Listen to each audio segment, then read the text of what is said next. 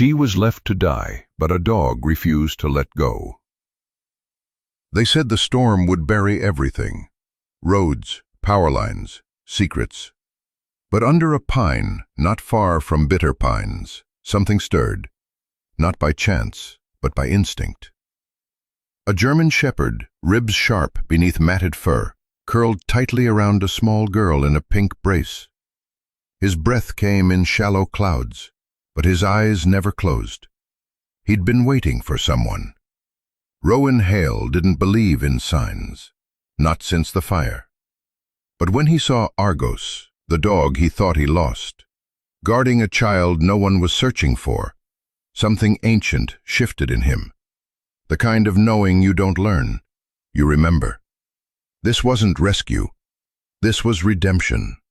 The road was barely a road anymore, just a frozen vein of dirt and gravel, veiled beneath a thick crust of wind-swept snow.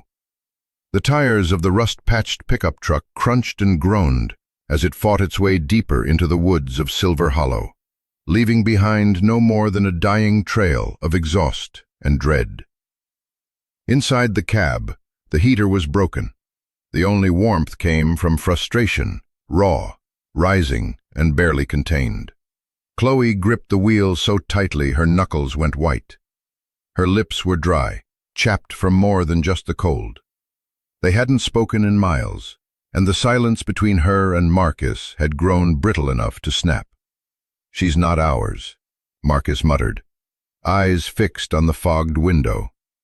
His voice was thin, as if even he knew how cowardly it sounded. Chloe didn't respond right away. The words hung in the cramped space like a bad smell, seeping into the worn fabric seats and plastic dashboard. "She's mine," she finally said. "But I didn't ask for her like this." "Like what? Broken?" Marcus sneered. Chloe flinched. She hated how that word always found its way to her daughter's name. Not Liana, not my girl, just broken. And in some shadowy corner of her soul, the part she wouldn't admit even to herself. It echoed something she feared was true. The truck rattled over a tree root. In the back seat, Liana stirred beneath the thin fleece blanket, but she made no sound. She hadn't spoken all morning, not since they'd left the motel on the edge of Three Pines. Not since Marcus had told her to stop asking for snacks because money's tight. She'd simply curled tighter into herself, her head resting on the seatbelt buckle, the rusted brace around her left leg digging into the upholstery. They drove for another few minutes before Marcus broke the silence again. "We can't afford her meds. We can't afford that leg thing. You know it." Chloe pressed her lips into a line. "Don't talk about her like she's a car part that needs fixing. Then stop treating her like a project." He turned toward her, voice sharp. "She's not going to slam the brake." The truck skidded slightly before jerking to a halt beside a dying spruce, its branches skeletal with frost. The silence afterward was almost violent. Marcus raised a brow. Here, Chloe looked out at the forest, where snow spiraled like ash, and the trees stood like mute witnesses. A clearing just beyond the bend offered cover. No houses, no hikers this time of year. No one. "No one's coming this far up before spring," she said softly, more to herself than him. Marcus reached behind the seat, yanked out the old pink blanket and a half-crushed pack of stale saltine crackers. "It's not like we're throwing her in a ditch. Maybe a ranger finds her." Chloe's hands trembled as she reached back, brushing a strand of matted brown hair from Liana's face. "Baby," she whispered, "we're going to play a game, okay? Quiet mouse. Just for a while." Liana blinked slowly. Her cheeks were pale, her breath forming faint clouds in the frigid air. She didn't respond. She hadn't cried for days now, not since Chloe last slapped her for waking up with night terrors. They lifted her out of the truck together, awkwardly, like moving a bundle of guilt. Marcus set her down beneath the old ash tree, its charred trunk blackened from an old lightning strike. The spot was sheltered on 3 sides, invisible from the road. The snow crunched beneath Chloe's boots as she tucked the blanket tighter around her daughter's small frame. "I'll come back," she said, not knowing whether it was a lie. "Stay right here." Liana's eyes were too old for her face. She didn't blink, didn't nod. She simply watched, the way someone watches waves from far offshore, knowing they can't swim. "Let's go," Marcus snapped. Chloe hesitated, for just a breath, just long enough to let a flicker of maternal instinct rise. But it passed, drowned beneath exhaustion, poverty, fear, and him. She turned back toward the truck. As they drove away, the mirror offered only a blurred glimpse, a patch of pink, a rusted leg brace, a body too still for comfort. The forest closed in behind them.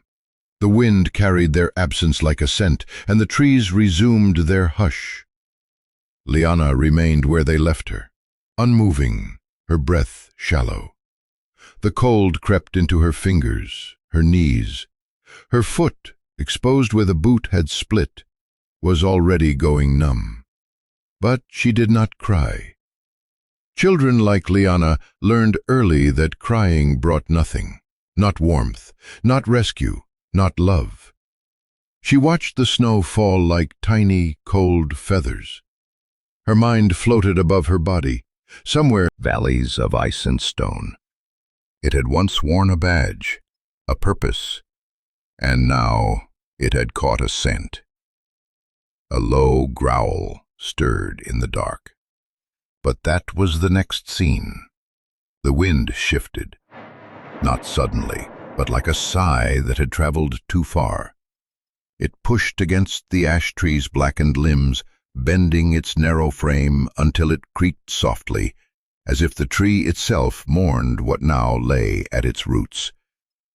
Liana Grace sat motionless beneath it, her spine pressed to the frozen trunk, her legs tucked as tightly as her broken body allowed. The brace on her left leg, once silver, now dulled with corrosion, bit into her skin through the layers of tights and threadbare pajamas. Her other boot had come off during the lift from the truck. It sat half-buried in snow a few feet away, forgotten. Her sock, soaked and torn at the toe, was beginning to crust with ice. But she didn't move to reach for it. She didn't move at all. A pink fleece blanket, once soft, now stiff from dampness, hung over her shoulders like a forgotten flag. One corner dragged in the snow, absorbing cold instead of keeping it out. The rest clung to her too thin frame, offering neither weight nor warmth. Above her, the sky sagged heavy with gray, the clouds moving like old ships, slow and burdened. Snow drifted quietly, spiraling downward, not in flurries, but in a kind of reluctant descent, like ashes released from a long dead fire. They gathered on her eyelashes, melted, then froze again. She blinked once, slowly, mechanically, then not again for a long time. The forest around her held its breath. There were no birds here, no rustling, no paw prints or hoof marks in the snow. Even the squirrels had gone still. Somewhere in the distance a branch cracked, but it sounded distant, unreal. Time had slowed, or perhaps stopped altogether. The air was thick, but weightless, like water under ice. The only movement came from her hand. Liana's fingers curled into the arch of her bare foot, clenching lightly, not out of pain, but out of some old memory of warmth. Her fingers were small, dry, discolored near the tips. Blue had begun to rim her fingernails like paint bleeding from the edges. She had not cried since yesterday. Crying had once brought things. Once, it brought a pacifier. Another time, a half-eaten granola bar. But over the last year, crying had brought silence, then yelling, then bruises. So she stopped. Children like Liana did not scream in the cold. They simply disappeared quietly. She tilted her head slightly, as if to hear something. Her joints. Her stomach growled, but only once. That sound, at least, felt familiar. The crackers lay beside her in a crinkled plastic pack, unopened. She didn't reach for them. Her hands were too cold. And even if they weren't, something deeper told her that food would not fix the feeling growing inside her chest. Not hunger. Something older. Grief, maybe. But 4-year-olds don't know that word. Her breath escaped in small clouds, barely visible. She watched them for a while. It gave her something to do. Something to count. 1, 2, 3. On the 6th exhale, her fingers twitched slightly. On the 10th, her lips moved. Not in speech, just a soft pursing, as if mimicking the warmth of someone else's breath against her cheek. Something she hadn't felt in months. Then, quiet again. Her head tilted back, resting against the tree. Her curls, brown and tangled, were stiff with frost. Snow collected in the creases where her neck met her collar. She didn't brush it away. Time folded over itself. The longer she sat, the more the world narrowed, until all that remained was the cold, the burn in her exposed toes, and the sound of her own heartbeat, faint but steady, like the ticking of a wind-up toy, left too long on the shelf. A moment passed. Then another. Then something shifted. She didn't hear it, not truly, but her eyes moved, just slightly, to the left, toward the line of trees, toward the darkness between trunks. Nothing there, and yet her eyes did not move away. The hair on her arms prickled, not from cold this time, but something else, something old and animal, something born before language. She didn't understand it. She didn't need to. It was the same part of her that had known to stop crying weeks ago, the part that whispered, "Stillness is safer than noise." A gust of wind blew through the ash tree above her, shaking down a small veil of powder that dusted her shoulders like a shroud, and beneath it all, beneath the hush of the snowfall and the ache of limbs too stiff to scream, there was a presence, a something. Not thunder, not rescue, not a voice calling her name, just a shift. In the forest, in the air, in fate. She didn't lift her head, but her eyes blinked again, once, and then not again for a very long time. The forest had fallen into a silence so complete it seemed unnatural, like the world itself was holding its breath. Snow whisked. His coat was black mottled with rust, the color of scorched earth and dried blood. A single scar slashed across his right shoulder, half lost beneath a dense winter undercoat. One ear stood alert, the other slightly torn at the edge, a relic of battles fought long after anyone was left to care. His name had once been spoken with pride, Argos. In another life, it had been sewn into the patch on his vest. A name called out in search fields, in avalanches, in missions where minutes meant survival. But no one had called it in years. To the forest, He was nothing more than a ghost, a silhouette between tree trunks, a whisper in old search and rescue records. Presumed dead, they had written. But Argos wasn't dead. He had simply kept walking, and today something ancient had stirred in his chest. A scent, faint but clear, not of food or blood, but despair. Argos padded through the snow, nose low to the ground, muscles taut with purpose. He didn't question what had drawn him. He didn't need to. Some dogs were bred for scent, others for speed, but Argos had always been different. He was bred to find the ones the world had given up on. And now, as the wind whipped between the trees, he saw her, a bundle of stillness beneath a burned ash tree. No sound, no movement. Just a girl with eyes too heavy to lift and a blanket soaked through at the edges. Her leg twisted unnaturally, the brace sharp against her skin. He paused 10 feet away, watched, listened. No adult nearby, no voice, no scent of blood. But the cold had made her skin smell different, like metal and silence. He took a step closer.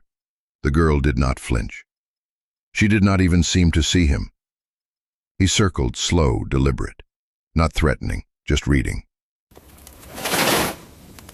Her breath was faint but present, a small miracle. Her fingers curled at her sides, half frozen. She was not dead, not yet. Argos exhaled through his nose, a soft chuff, warm in the air.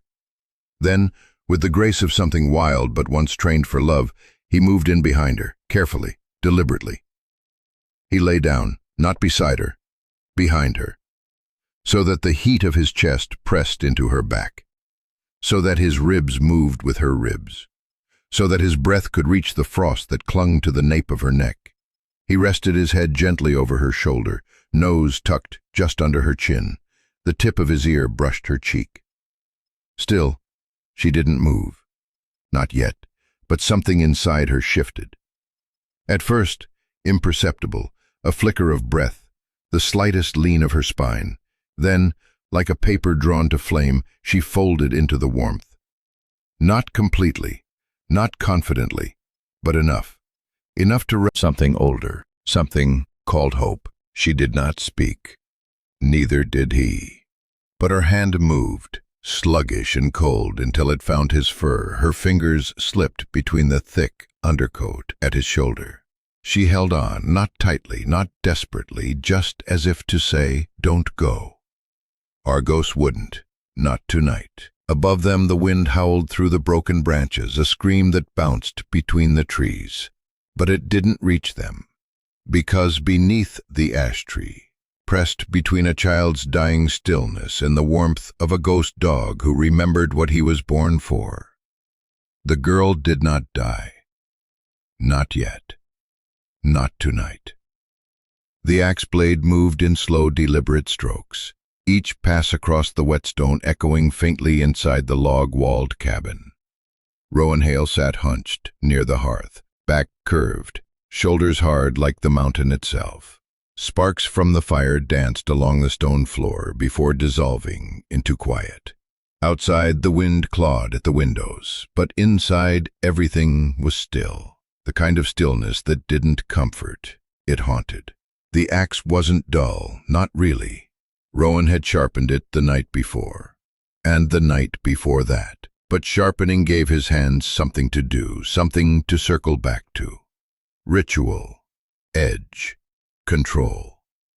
Control, when everything else had slipped through his fingers 3 years ago. The fire in the Bitter Creek Range had moved like a living thing. Rowan could still smell it when he closed his eyes, sap boiling in pine trunks, canvas turning to smoke. The wet, ugly sound of breath seared from lungs before a man could scream. 3 of his crew hadn't made it out. Neither did the dog. Well, not then. Rowan adjusted the axe in his lap, eyes fixed on the blade but seeing something else. He hadn't cried when it happened. Not during the ceremony. Not at the folded flags. not even when the silence in the firehouse had become unbearable. And he turned in his badge and walked away. Grief didn't need tears to survive. Sometimes it grew best in dry places.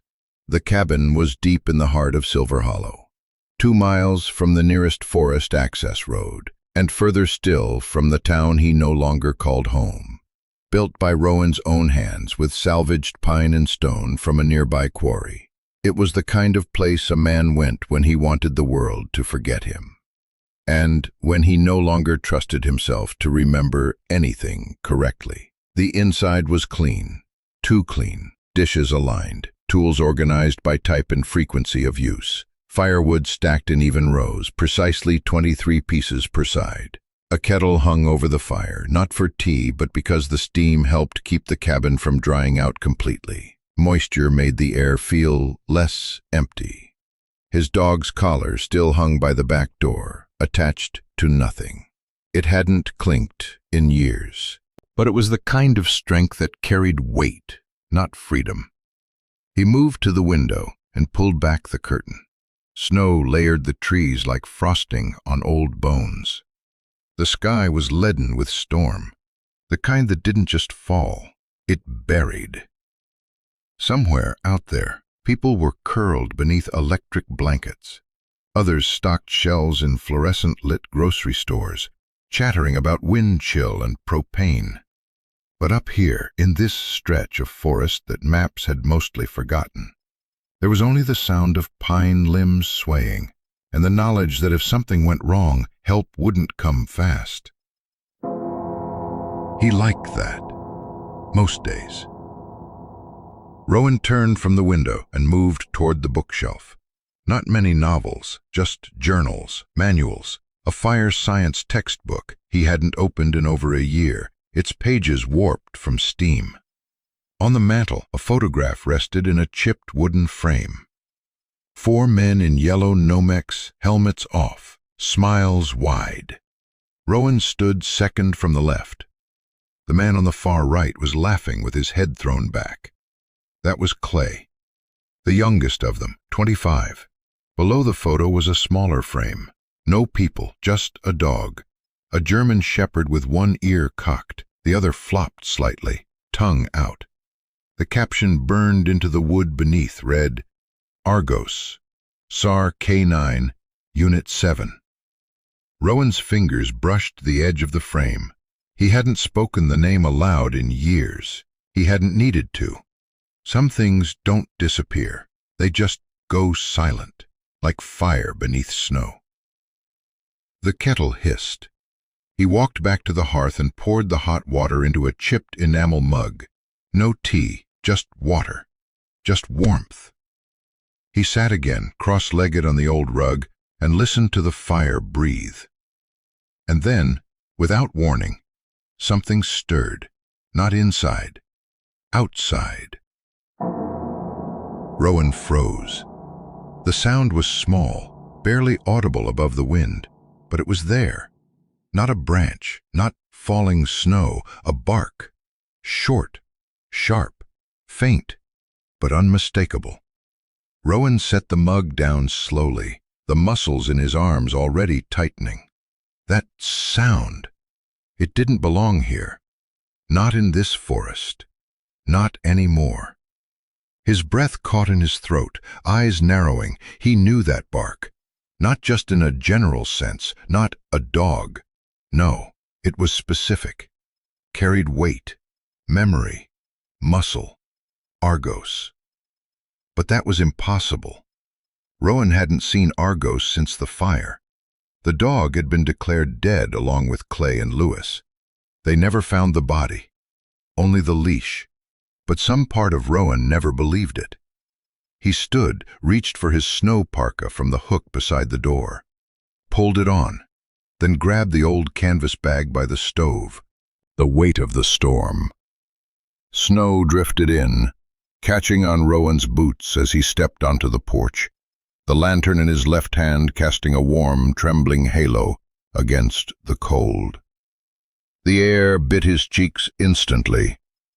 It was the kind of wind that didn't just sting, it tested you. It whispered that turning back would be easier, safer. But Rowan didn't turn back. He stood still for a moment, listening. Nothing. Just the rasp of wind through the pines, the hiss of snow dragging across old shingles, the dull creak of his woodpile settling in the cold. And then, again, a single bark. Farther off now, muffled but distinct. It didn't echo like a coyote's call. It didn't rise and fall like wolves sounding out the hills. It was clean, measured, intentional. A call. Rowan's jaw clenched. His breath came out harder than before, visible in the beam of his lantern. His body had already begun to move before his mind caught up. He turned back into the cabin, grabbed the snowshoes from the wall, buckled them over his boots with a speed that surprised even him. He hesitated at the door, only once. Then his hand went to the rack above the hearth. Not for a rifle, he hadn't kept one in years, but for the old SAR pack. Canvas faded and edges frayed, still smelling faintly of smoke and pine sap. He slung it over one shoulder and checked the radio, clipped to his belt. 1 bar of charge. No signal. Didn't matter. The mountains had taken signal from him long before they took his friends. He stepped into the snow. It was past his shins already, wet powder, the kind that slowed you without looking deep. He moved carefully, cutting between the trees, each breath falling in rhythm with the crunch of snowshoes and the soft swing of the lantern. His heartbeat wasn't racing, but it wasn't calm either. It beat with a memory. Argos. He didn't dare say the name aloud, not because he didn't believe, but because saying it would make the hope too real, too fragile. Rowan had buried enough names under trees and stone. He wasn't ready to resurrect another.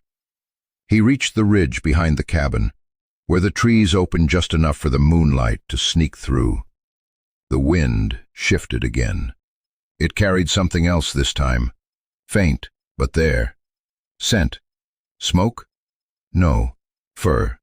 Wet fur. And something beneath that, faint, metallic, like dried blood and steel. Rowan paused, held the lantern higher. Another bark. Closer. This time, it was shorter, sharper, the kind of bark that said, "Here."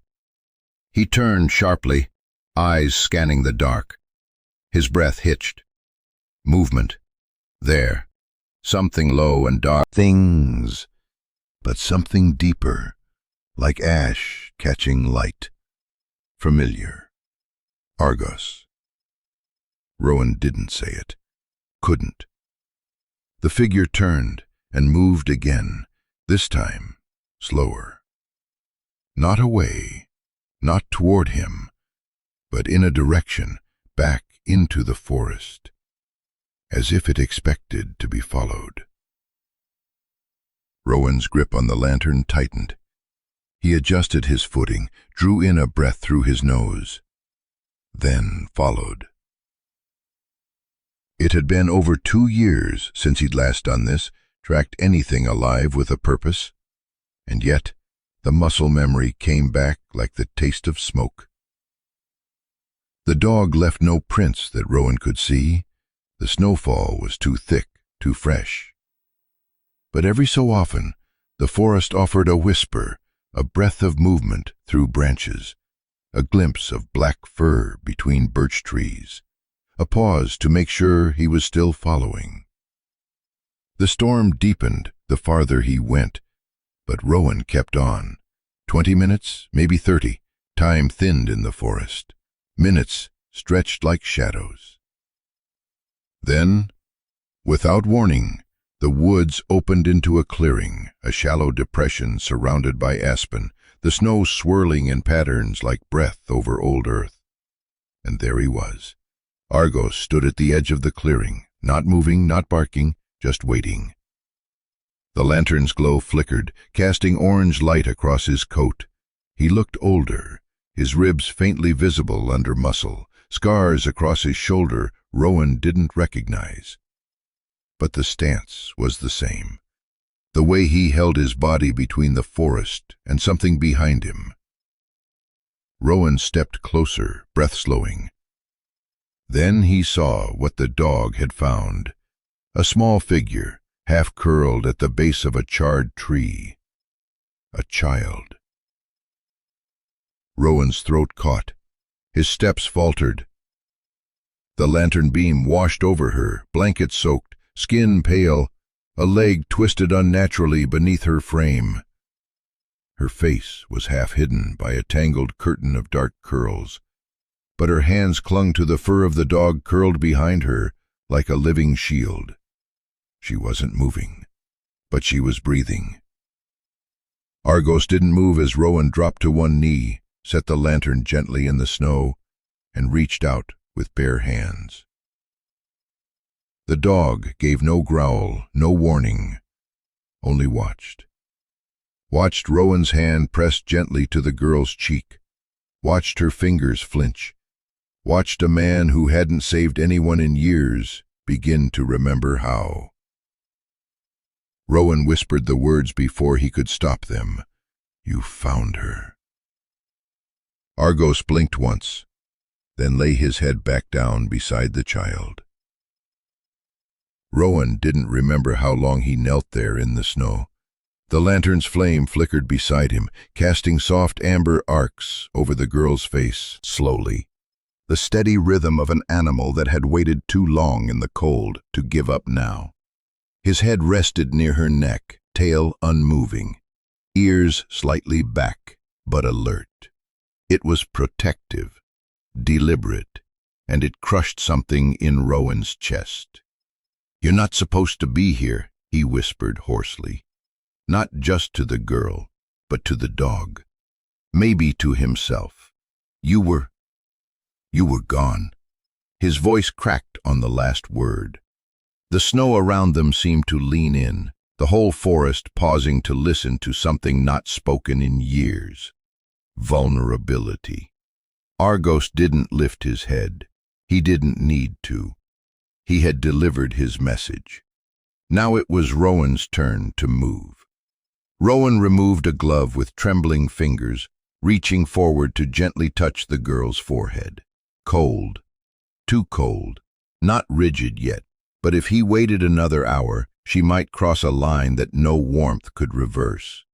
He shifted to her side, one knee in the snow, careful not to spook the dog. "Easy," he murmured. Argos blinked, then, slowly, almost reluctantly, lifted his head and backed a few inches, just enough to give Rowan space. Their eyes met. In that moment no words passed between them, no need. The bond was deeper than command or training. It had outlived uniforms, patches, and radio calls. It had endured silence. With slow care, Rowan slid his arms beneath the girl's small body. She barely reacted, just a flicker of fingers at the edge of the blanket, as if trying to hold on to Argos's fur. Rowan lifted her gently, surprised by how light she was, weightless, like something that had already begun to leave. The blanket clung to her, dragging snow. Her head lolled toward his shoulder, breath ghosting against his collarbone. He adjusted her position so her face stayed near his chest, where his body heat could bleed into hers. "I've got you now," he murmured, not knowing if she could hear him. "You're okay." But they both knew that wasn't true. She wasn't okay. She was just still here, and sometimes that was enough. He turned back toward the slope, one arm around the girl, the other clutching the lantern. His eyes swept the tree line, reorienting toward the narrow path that led home. Behind him, the snow shifted. He glanced over his shoulder. Argos stood, slowly, stiffly, legs bracing in the deepening snow. The dog shook once, dislodging a light veil of powder from his back, then walked forward with calm precision. His paws made no sound, only gentle indentations, as he fell into step beside Rowan's right leg. He didn't look up. He didn't need praise. He simply walked. Rowan swallowed hard, something rising in his chest that felt dangerously close to hope, and just as painful as guilt. Just a crack, a breath, a pulse. They moved in silence. Rowan's boots broke through a thin crust of ice with every step. His breath grew heavier, but he never paused. The cabin wasn't far, less than 2 miles. But in this cold, every minute mattered. The girl shifted once, barely, her fingers pressed against his coat, a motion so faint it could have been a reflex. Rowan glanced down. "I'm here," he said softly. "You're safe." She didn't answer, but she didn't let go either. By the time they reached the edge of the clearing, Rowan's legs burned. His shoulders ached. Snow clung to his beard, to his lashes, but he didn't feel the cold. He pushed through the last of the pines and saw the cabin, smoke still whispering from the chimney. A beacon, an anchor, a home that until tonight had never truly been one. He stepped onto the porch, boots thudding hollowly against the wood. Argos stopped beside him, fur glittering with frost, ears tilted back toward the woods as if still listening. Rowan turned the handle and nudged the door open. Warmth hit them like an exhale. Inside, the fire still glowed in the hearth. The room smelled of pine sap and old canvas. Rowan moved quickly to the cot near the stove, laying the girl down with a gentleness that startled even him. Argos padded in behind them, circled once near the hearth, then lay beside the cot, his body curving once more toward the girl like it had done in the woods. Rowan stood there for a moment, breath still fast, eyes locked on both of them. "I don't know how you found her," he said, voice low, "but thank you." Argos didn't move, didn't need to. That night, Rowan didn't sharpen an axe. He didn't journal. He didn't forget. Instead, he sat in the corner of the room, elbows on his knees, watching the girl's chest rise and fall beneath the wool blanket, and the dog who never once closed his eyes. And in that silent room, broken only by the pop of embers and the faint exhale of a child not yet gone, something old stirred inside him. Not purpose, not redemption, but the beginning of both. The heat inside the cabin wasn't much by modern standards, but after the storm, it felt like summer. Rowan crouched beside the cot where the girl lay curled, her body barely taking up half the mattress. The fire hissed quietly behind him, casting slow dancing shadows along the log walls. In the soft light, everything looked softer, more fragile, even the silence. Her name was still unknown, but her pain wasn't. He'd seen bruises like those before, patches of purple and yet frozen stiff from exposure. He worked slowly, methodically, tugging each strap loose. The final buckle let out a metallic click that echoed in the room like a small confession. He slid the brace off her leg, careful not to move the limb more than necessary. Underneath, her skin was rubbed raw. The bone beneath the knee seemed unnaturally angled, as if time and neglect had warped the way her body grew. Her toes were nearly blue, one of them blistered at the tip. He swallowed hard. "I'm sorry, kid," he murmured, reaching for the towel he had draped beside the hearth. Behind him, Argos shifted slightly, never moving far. The shepherd lay flat against the floorboards, chin resting on his paws, his eyes locked on the girl like a sentry. He hadn't so much as blinked when Rowan entered the cabin. He hadn't barked, hadn't whimpered, but he was present, an unmoving line between the child and the world. Rowan dipped a towel into the cast-iron pot of steaming water. then wrung it out gently. The heat warmed his hands, chased the numbness from his fingers. He sat on the edge of the cot and wrapped the towel around the girl's foot, watching her flinch only slightly. It was enough to tell him she was still fighting. "You've got a strong spirit," he whispered. "You held on longer than most would have." He warmed a second towel, pressed it to her other foot, then began to gently dab at her fingers, cold and cracked, knuckles raw from clenching too long. Each touch was a quiet apology.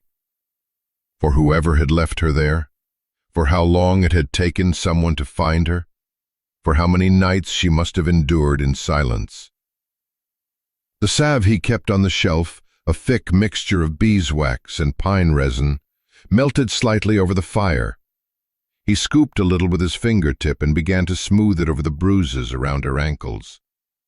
The scent filled the cabin, something wild and clean, like the memory of a forest that hadn't burned. Argos shifted again, closer this time. His body pressed gently against the base of the cot, as if to lend her his warmth again. The girl didn't stir, but one hand slowly crept outward beneath the wool blanket. Her fingers brushed the edge of the dog's foreleg, and stayed there. Rowan paused, breath caught in his throat. It was the first movement she had chosen, not reflex, not twitch. Choice. He looked at her face again, so small beneath the blanket, curls damp and clinging to her temples. Her lashes fluttered faintly. "You're safe," he said, and meant it with a weight he hadn't used in years. She didn't answer. She didn't need to. He moved back toward the fire, edge of the mattress. The girl's fingers now rested in his fur. Rowan sat at the table, elbows on the worn surface, staring at them. He hadn't seen Argos in over 2 years. Hadn't expected to see him again, not after the fire. But here he was, unchanged and yet marked by time. Older, leaner, wiser in the way animals become when left to fend for themselves, and somehow even more resolute. "What brought you to her?" Rowan asked softly. The dog didn't move, didn't need to. Maybe the same thing that had brought Rowan, something broken in both of them, had heard the same call. By the time the fire had burned down to glowing coals, the girl's cheeks had warmed slightly, her color less ghostly. Rowan placed the damp towels near the hearth to dry, cleaned his hands, and returned to the cot with a fresh blanket, thicker, softer. He draped it over her carefully. This time she shifted under its weight, just a little, and nestled deeper into Argus's side. Rowan let out a slow breath. The cabin was full now, not just with heat and scent, but with something harder to name. Responsibility, presence, life. He didn't know her name, didn't know where she came from, but he knew this. No one was coming for her, and that meant someone had to stay. He looked down at Argos, still watching, still waiting. "I guess we've got work to do again," Rowan said. The dog blinked once, as if to say, "We never stopped." The radio sat on the shelf above the wood stove, coated in a thin layer of dust and silence. Rowan hadn't touched it in over a year. Not since the last forest fire call he refused to answer. Not since he turned away from a world that took more than it gave and left too many voices unanswered. But tonight was different. There was a child under his roof. A 4-year-old girl curled on his cot, clinging to the thick fur of a dog who should have died in the same fire as everything else Rowan had once trusted. Her breath, while steadier now, still came in faint rises. Her fingers, bluish and small, twitched occasionally toward Argus's flank, as if testing the reality of his warmth. She hadn't said a word, not one, but she was alive. And that meant he had no right to stay quiet. Rowan wiped his hands on an old towel and reached up for the radio. His palm lingered on the knob for a beat too long, as if something in him needed permission to ask for help again. Then he turned it. A soft crackle bloomed in the air, followed by static and the occasional distant pop of interference. He adjusted the dial slowly, eyes flicking to the fire, then back to the cot. Argos hadn't moved. He was still watching, only the faint hum of dead air. He pressed it again. She's alive, frostbitten, underweight, no adult present, suspected abandonment. Static crackled back, then a faint voice emerged, garbled at first, then clearer. Copy that, Mr. Hale. This is Jackson County Dispatch. Can you confirm location? Rowan adjusted the mic. Cabin coordinates logged 2 years ago with forestry. Same grid as last reported SAR team for fire containment. Understood. Stand by. A pause. Click. More static. He stood there, hand hovering near the speaker, every part of him alert. He wasn't used to waiting anymore. Not for people, not for answers. He had grown used to solving things with his own hands, with wood, fire, rope. But now there was nothing he could do that hot towels and salve hadn't already offered. Now he had to trust someone else would come. The radio crackled back to life. Deputy Marin Blake en route to your location. Estimated arrival, under 1 hour, weather permitting. Hold position, do not attempt to travel. Rowan exhaled, slow and steady. He clicked the mic once more. Acknowledged. Front porch light will be on. He turned the dial down, but didn't switch it off. The voice lingered faintly, like a whisper of connection, still pulsing through the air. He set the radio down and walked back toward the cot, kneeling beside it. The girl hadn't moved much, but her fingers, those small battered hands, now twitched with something that wasn't involuntary. Not survival instinct, not reflex. Curiosity. Her fingertips grazed the soft underside of Argus's fur, barely pressing, as if testing whether he was truly there, whether he would stay if she did this one thing. Argos didn't flinch, didn't even open his eyes. Rowan watched quietly, the way a man watches a fire catch on damp kindling, hopeful but braced for disappointment. The girl shifted slightly, her brow knitting faintly. Her lips parted, but no sound came, just breath. He leaned in gently. "You're safe now," he said softly. "Help is coming." The words landed softly, but her eyelids fluttered, not open, just aware. The warmth of the fire bathed them all in a quiet, pulsing amber. The room smelled of pine pitch, wool, and faint medicine.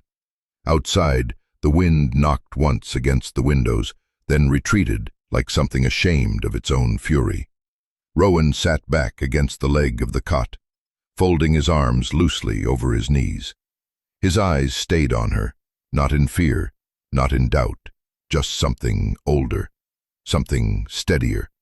Responsibility. It had a weight that didn't crush, just reminded. He glanced over at Argos. "You brought her here," he said, and somehow, so was he. The clock above the stove ticked softly. Each second felt like a heartbeat returned. Outside, in the vast whiteness beyond the tree line, headlights would soon cut through snow. A deputy would step into a home she hadn't entered before, meet a man she likely thought had gone feral, and a dog they'd all given up for dead. And, in the center of it all, a girl without a name, whose silence said everything. She had been left behind, but she had not been lost. Not anymore. The tires made a crunching sound that didn't belong to snow alone. Rowan heard it first. The slow grind of heavy rubber over frozen gravel. Then the faint creak of a suspension, long overdue for maintenance. He stepped onto the porch, lantern in hand. The forest had gone still again, but this stillness wasn't empty. It was expectant. The wind had softened. The trees, heavy with snow, leaned without swaying, as if watching. Headlights cut through the dusk. The white Jeep came into view just beyond the clearing, its windows fogged at the corners, roof blanketed in powder. The engine idled low before shutting off. A figure stepped out, lean, straight-backed, wearing a dark parka, dusted with ice and the badge of Jackson County stitched high on her chest. Deputy Marin Blake. She moved with purpose, not aggressive, not loud, just present. In a way people who survive alone in the woods recognize without words. She nodded at Rowan. "You, Rowan Hale?" "Still am," he said. "Dispatch said you had a kid." He motioned to the door. "Inside. Fire's going. She's stable, mostly." Marin didn't ask more. She followed him in, her boots leaving melted prints across the threshold. The heat hit her like a wall. She exhaled into it. The moment her eyes fell on the child, her whole posture shifted. The girl lay where Rowan had left her, on the cot beside the hearth, cocooned in wool and wrapped in stillness. One arm had slipped from the blanket, her hand resting in a patch of black and rust fur. Argos didn't raise his head, he just watched. Marin stepped closer, crouching instinctively. The light caught the bruise on the girl's temple, the blue tinge around her toes, the scabbed, reddened lines left by the brace Rowan had removed hours ago. She said nothing for a while. Then she exhaled, slow. "This wasn't an accident," she muttered. Rowan, behind her, poured hot water to awe. "And he brought her here?" Rowan set two mismatched mugs on the table, filled them with steaming coffee. "Led me straight to her." Marin took the cup, but didn't drink. Her eyes returned to the girl. "She have a name?" "Not yet." "Talk at all?" Rowan hesitated. "Not words," he said, "but she tried." Marin crouched again, slowly. Her voice softened, instinctively slipping into that tone trained into first responders, the one that lives between comfort and authority. "Sweetheart," she said gently, "can you hear me?" The girl didn't respond, but her fingers shifted in Argos's fur. Marin waited. Then came the whisper, thin, broken, barely air. "Run!" Rowan looked up from his chair. Marin leaned closer. "What was that, honey?" The girl's lips moved again. The word cracked in the middle, like glass under weight. "Run!" That was all. Then silence again. Marin looked at Rowan. "That means something to you?" "No, but she wasn't just left," he said. "She was hidden." Marin stood. Her eyes moved slowly across the cabin, the careful woodwork, the axe by the door, the framed photo above the mantel. Her gaze landed on the worn dog collar hung on the wall. "She's not running from the cold," she said. "She's running from someone." Rowan nodded. "I think so too."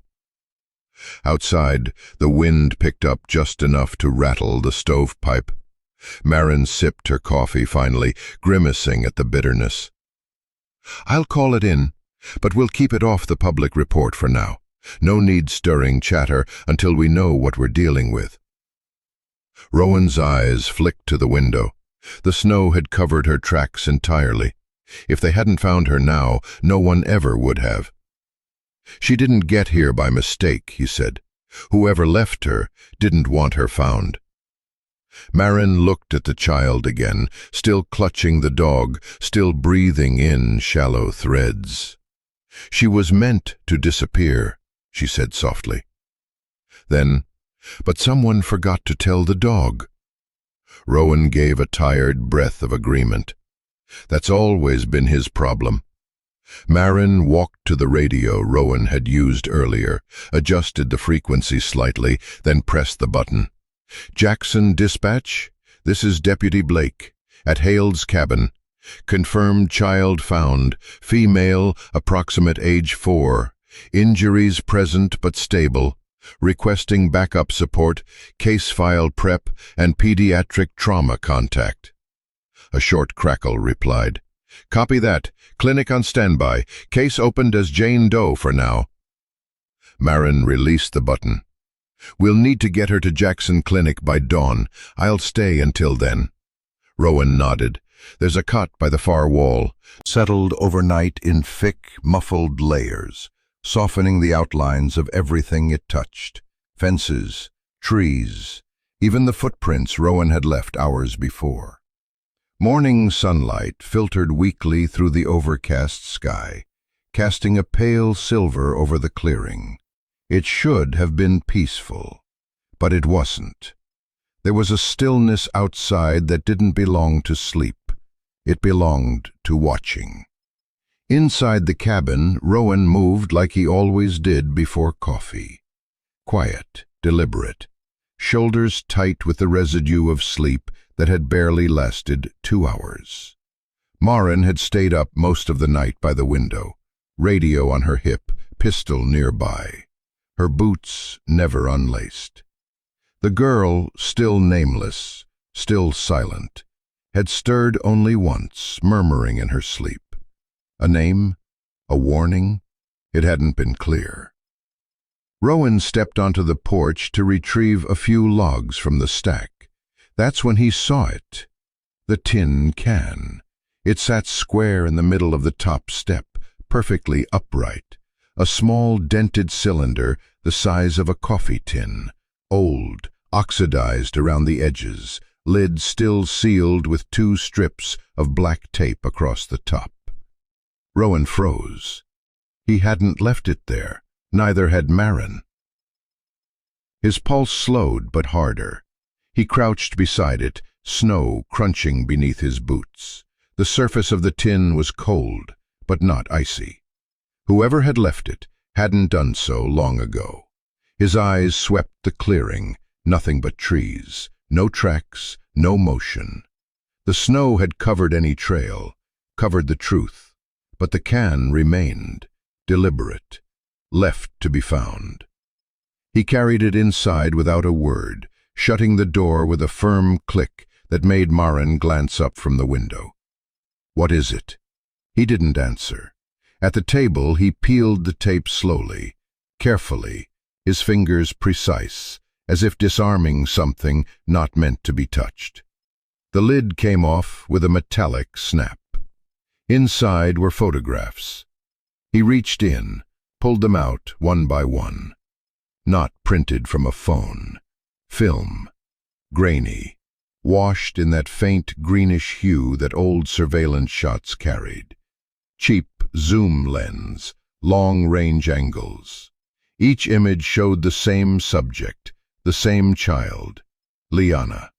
She was younger in some, no more than 2 or 3 years old. In one, she sat on a curb outside a supermarket, hands clutched around a paper bag. In another, she stood in a parking lot near a rusted red van. In a third, she was in the back seat of a truck, face turned toward the window, unaware she was being watched. Rowan's breath caught.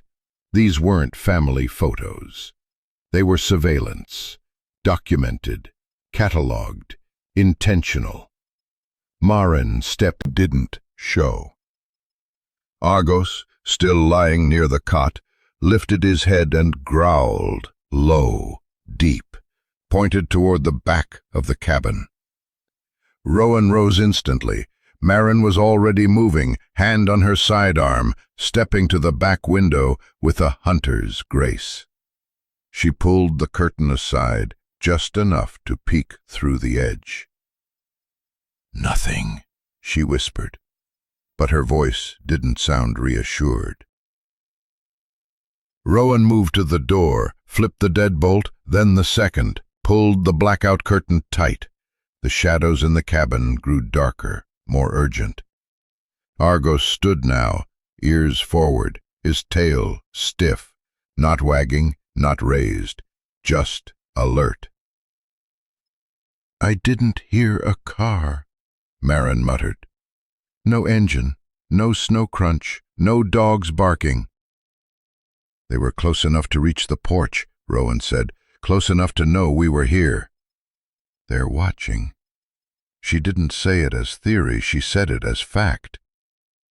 Rowan looked back at the photographs, now spread across the table like a deck of curses, each one a time-stamp of a child's life, lived under a lens, each one taken with the kind of distance that didn't suggest affection, only targeting. A knot tightened in his gut.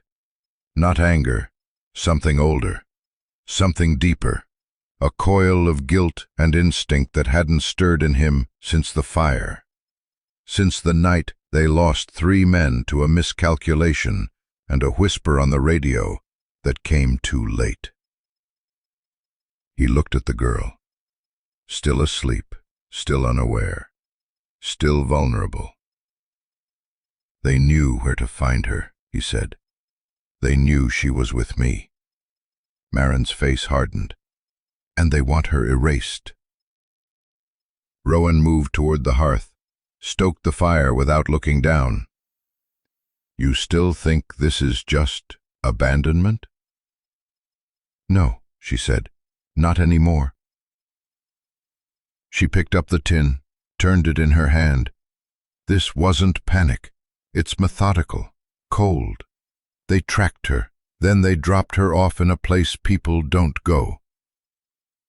"But someone forgot the dog," Rowan said quietly. Maren looked at Argos. The shepherd stood now beside the cot, silent, still, his body angled protectively in front of the girl, as if he'd done it 1,000 times before. Rowan met Maren's eyes. "We need to figure out who left that can," he said, "and why they're not done yet." The storm had eased, but the cold remained, sharp and lingering, like a question left unanswered. Rowan stepped out first, boots crunching into the crusted snow. Behind him, Maren stayed inside with Liana, still guarding the cabin with the quiet tension of someone who had seen Pat. Nodded once, and Argos turned and walked into the woods. No command, no leash, only instinct and trust. Rowan followed. The trail wasn't clear, not at first. The snow had covered most signs of movement, but dogs like Argos didn't need footprints. They tracked weight, oil, skin cells, sorrow. Whatever it was, Argos moved with purpose, weaving through branches, tail stiff, ears flicking like antennae. Rowan's breath came in short bursts as they climbed the slope behind the cabin. His lungs still hadn't forgiven the smoke from years ago, but he kept pace, boots sinking into drifts that went ankle-deep, then calf-deep. The trees closed in. And then, open space. A break in the timber line, no wider than a pickup truck.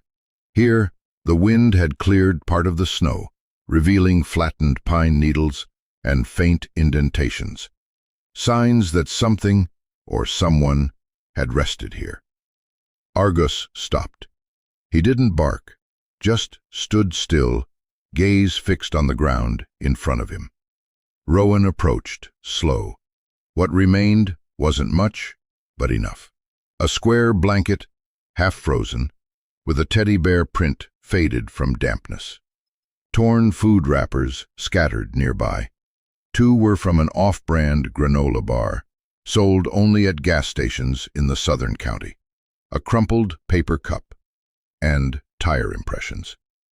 Rowan crouched, brushed the snow aside. The tread was wide, like an SUV or a van, fresh enough to be distinguishable, but faint. Judging by the depth, 2 people had stood here recently. Maybe 3. He didn't speak, didn't swear. He just looked. At the space where the blanket had been laid out in the shape of a bed. At the depression where a body had curled. At the narrow, almost invisible drag mark leading to the edge of the trees. Then something caught the corner of his eye, a pale scrap of fabric near the root of a tree. He walked toward it, heart already braced. It was small. A child's sock, white with faded pink thread around the cuff, stiff with frost. There was a tear on the heel. It hadn't been there long. Rowan picked it up gently, as if it might speak. It didn't, but it screamed all the same. He held it in his palm for a long moment, his breath rising, falling, quieter now. Something inside him curled the way smoke does after flame. Silent, black, persistent. Argos stepped closer, nudged Rowan's elbow with his nose. A reminder, a witness, a tether. Rowan turned his face skyward. The clouds were low again, bruised and gray. A snowflake landed on the girl's sock, then melted into nothing. She was left here, he whispered, like garbage, and a sock that didn't deserve to be here. After a long time, Rowan stood, not fast, but with purpose. He gathered the wrappers, the blanket, the cup, folded the sock and placed it in his coat pocket like it was made of glass. He walked back to Argus, looked once more at the tire tracks before snow began to fall again, soft, like feathers, like the earth wanted to hide what it had shown. They parked here, he murmured. Unloaded her like cargo. He looked at Argus. They wanted her to disappear. The shepherd didn't blink. Rowan let out a slow breath, long and steady, watching it curl toward the sky. Then let's make damn sure she doesn't. The Jackson County Sheriff's Station sat on the southern edge of town, an aging brick rectangle half buried in plowed snow, its roofline crowned by a single radio mast that crackled faintly even on quiet nights. Inside, the fluorescent ceiling lights hummed like tired bees, casting a pale glow over rows of outdated computer monitors and dented metal filing cabinets that smelled of dust, coffee, and old ink ribbons. Deputy Marin Blake shoved the front door close with her shoulder and stomped residual snow from her boots. It was nearly 2 a.m., but the station felt awake. Screens blinking, a fax machine coughing in the corner, the old wall clock ticking like a slow heartbeat. She shrugged off her parka, hung it on a bent coat rack, and crossed the squad room to the administrator's desk, where an aging desktop tower wheezed beneath stacks of case files. She'd been here 100 late nights before, typing reports that no one outside these walls would ever read. But tonight felt different. Tonight, every inch of the building seemed to lean forward, listening. Marin sat, cracked her knuckles, and powered up the terminal. The login screen flickered. Statewide Data Integrated Network, SDIN. The system loved acronyms. Paper loved dust. Both loved forgetting. She typed her credentials, jaw set. Step 1. Missing and endangered children. She entered the limited details Rowan had supplied. Female, approx age 4, brown hair, mobility impairment. Found near Bitter Pines. The system churned, little hourglass spinning. She sipped cold coffee and waited. One match. Leanna Grace Briggs, Dobie 08-15-2021. Custody case opened Baker County, Oregon. Status: dormant. Dormant meant the file had gone cold, left to fade on a clerk's hard drive until manual purge. Marin frowned, double-clicked. Step 2, custody file access restricted. A pop-up demand. Outcome: no final ruling uploaded.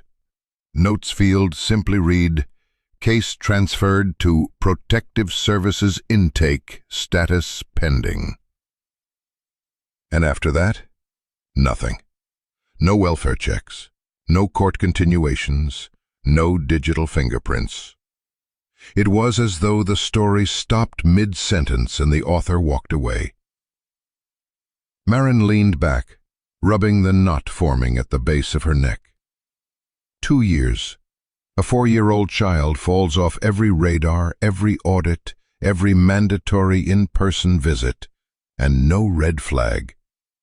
Bureaucracy usually left breadcrumbs even when it failed. But here, the trail ended in a blank page. She was erased, Marin whispered, voice small against the station's hum. The word felt thick on her tongue, like ash.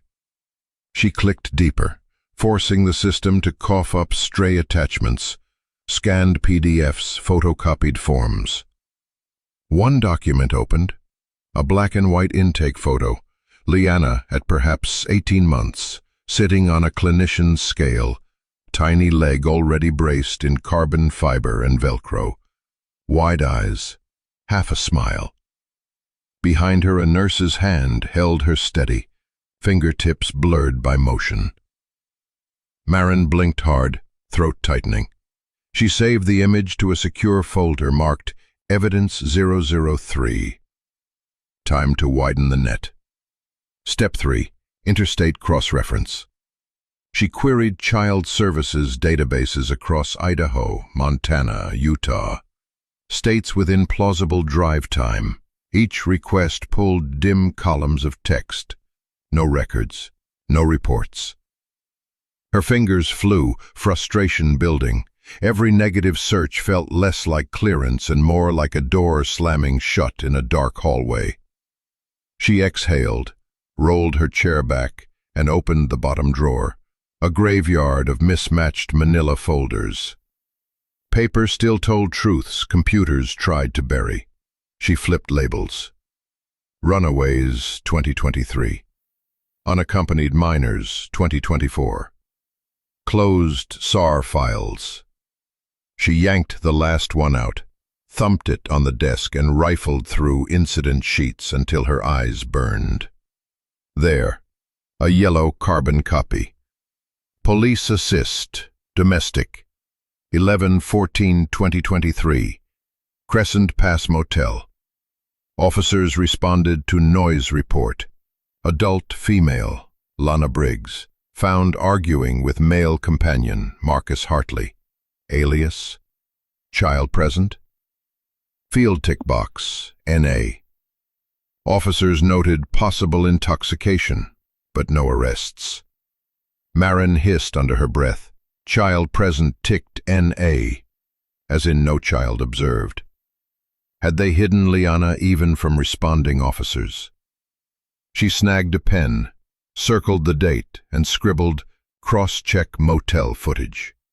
If tapes still existed, they'd show whether a small shadow passed between. Picture.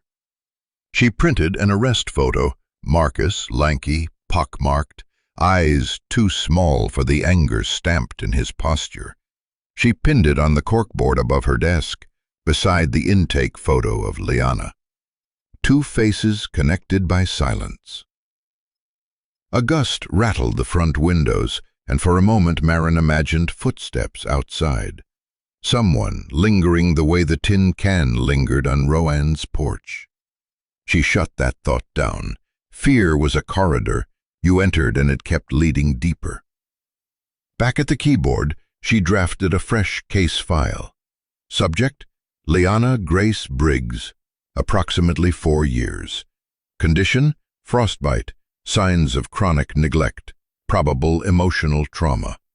Initial finder: Rowan Hale, verified. Accompanying animal: German Shepherd Argos, previously listed Canine SAR 077D, presumed KIA, 2023 avalanche. Status now active. Potential suspects: Lana Briggs, mother; Marcus Hartley, associate. Narrative: evidence suggests intentional abandonment with presumed fatal outcome. Further investigation required. She attached the photographs from the tin scanned at Rowan's cabin earlier in the evening and tagged them "Imminent Threat Child." Her cursor hovered over the Send to State Fusion Center button. Once she clicked, more eyes would join the hunt, good and bad. She pictured Liana's small hand buried in Argos's fur, the scrap of sock Rowan found buried in snow. The equation was simple.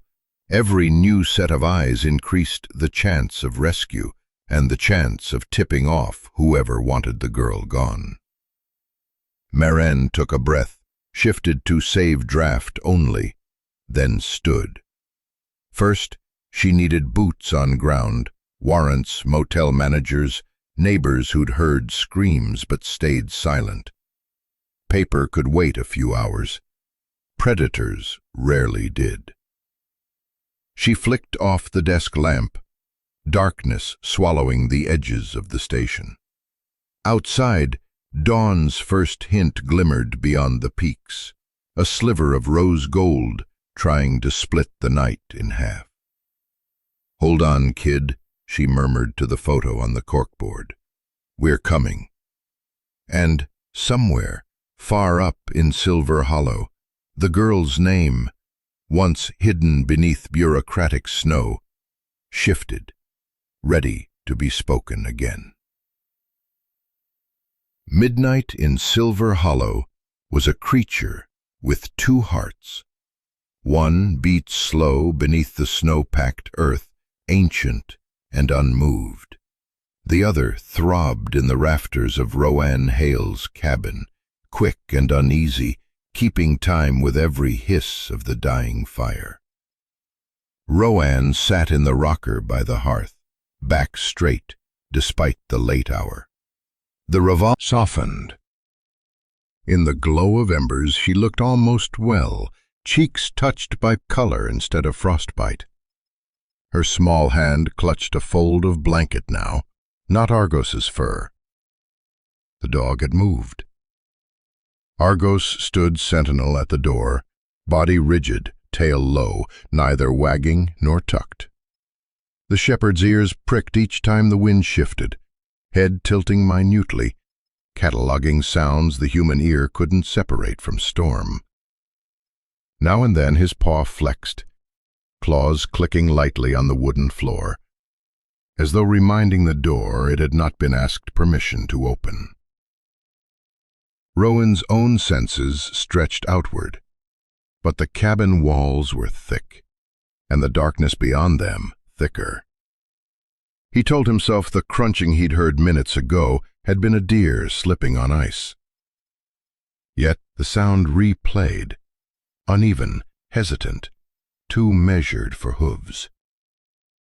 He glanced at the lantern on the windowsill, its flame reduced to an ember behind soot-streaked glass.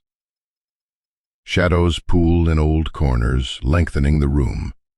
The revolver's metal cooled under his palm. He felt the chill even through the knitted fingerless gloves Maren had found in a supply crate. Crunch. Silence. Crunch. Rowan's shoulders stiffened. Argos growled, not loud, but low, a warning pulled from deep in his chest. The dog stepped forward until his nose almost touched the seam of the door, breath fogging the air. Rowan rose, guiding the rocker back with one foot so it wouldn't creak. He thumbed the hammer of the Ruger, pulse thick in his ears. The old boards underfoot accepted his weight without protest. He'd memorized every safe plank over the years, every traitorous squeal.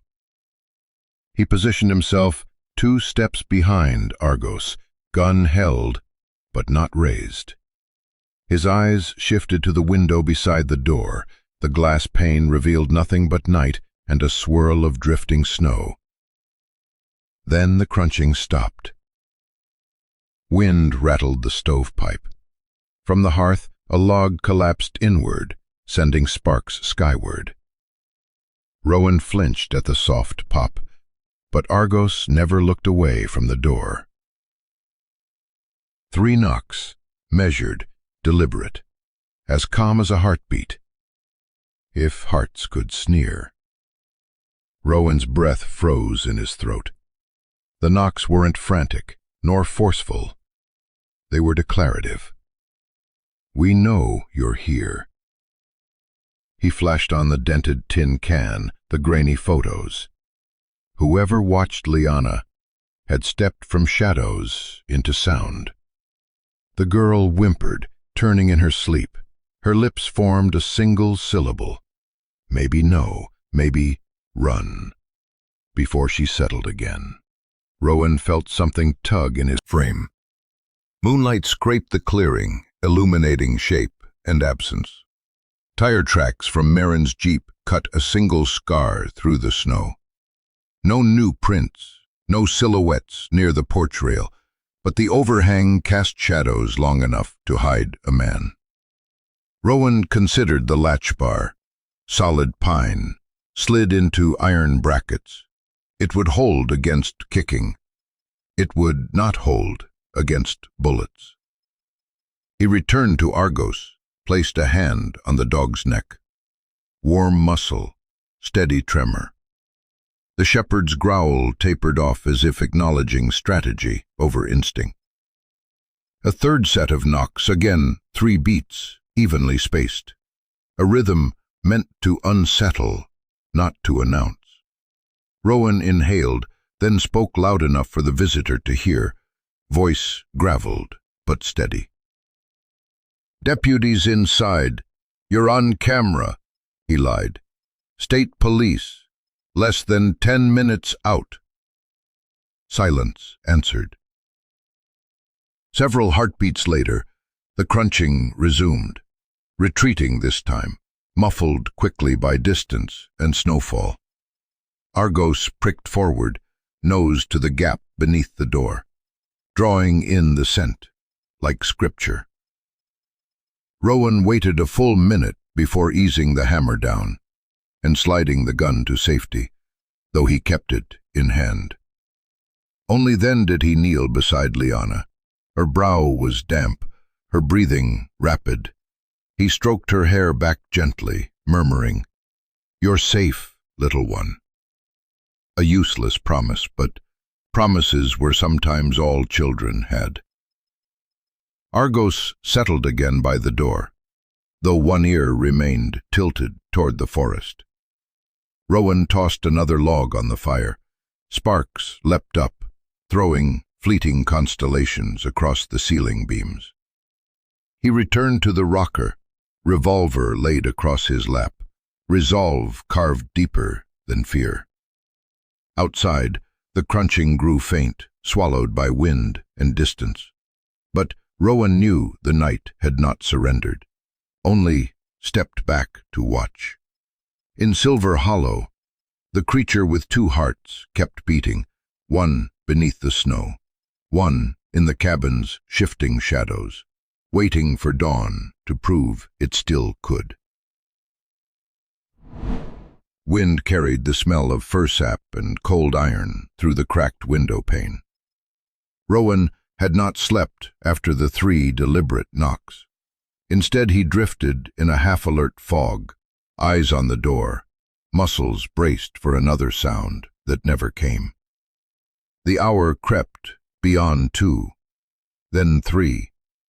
Shadows shortened as the moon rolled west, casting a weaker silver. At last Rowan rose, legs aching from tension. Argos followed him to the threshold, silent but coiled. The cabin's pulse felt trapped. Too many hearts in the woods. Rowan's hand tightened on the doorframe.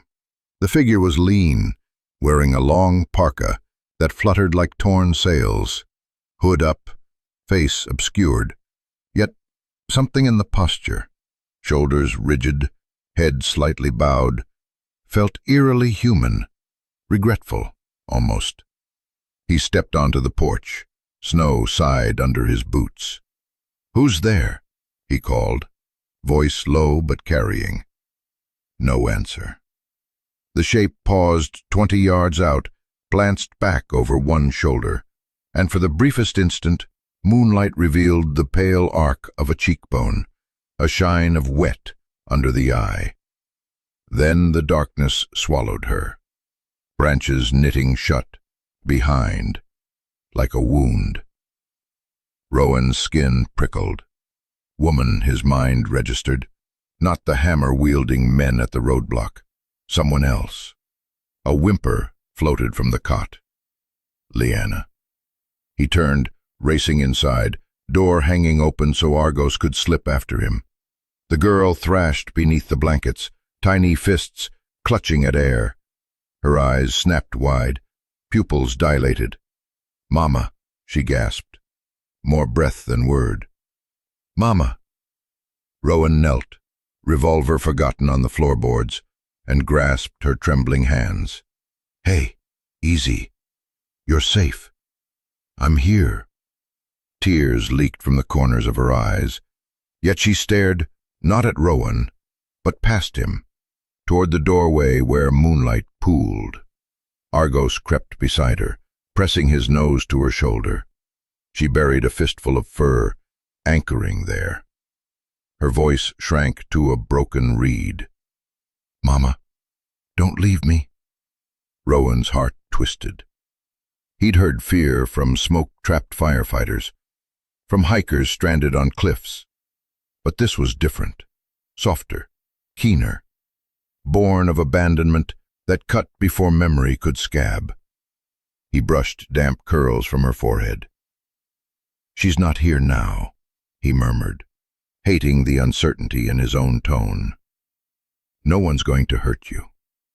Outside, branches snapped, faint, receding. The woman was moving away. Rowan stood, rage and confusion, grinding like tectonic plates beneath his ribs. If that was Lana Briggs, how had she reached the cabin unnoticed? Why approach only to flee?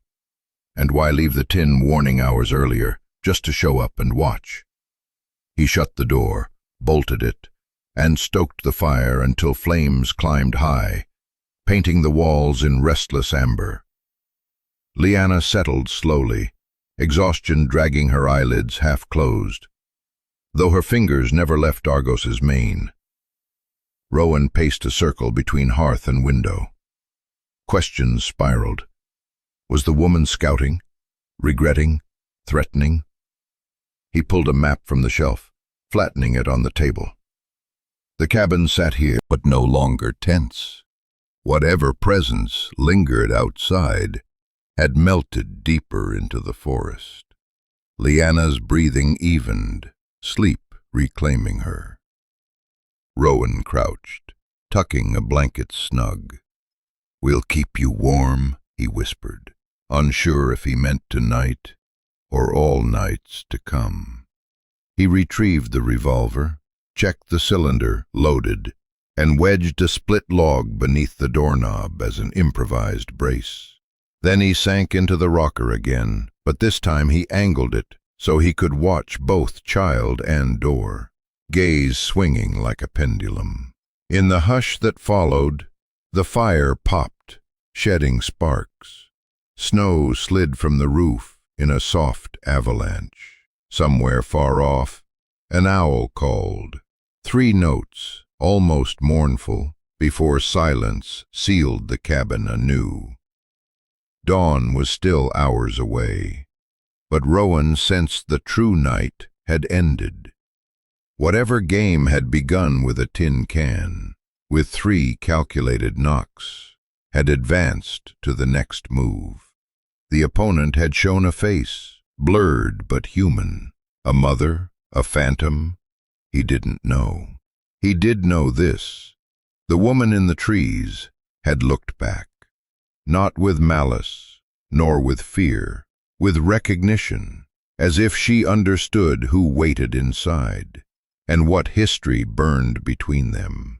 Rowan gripped the revolver until steel warmed under his hand.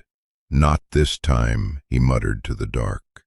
Argos lay down at his feet, head over paws, eyes half closed but shining. Together, they kept watch until gray light seeped through the window, promising a day that might reveal what the night tried to hide.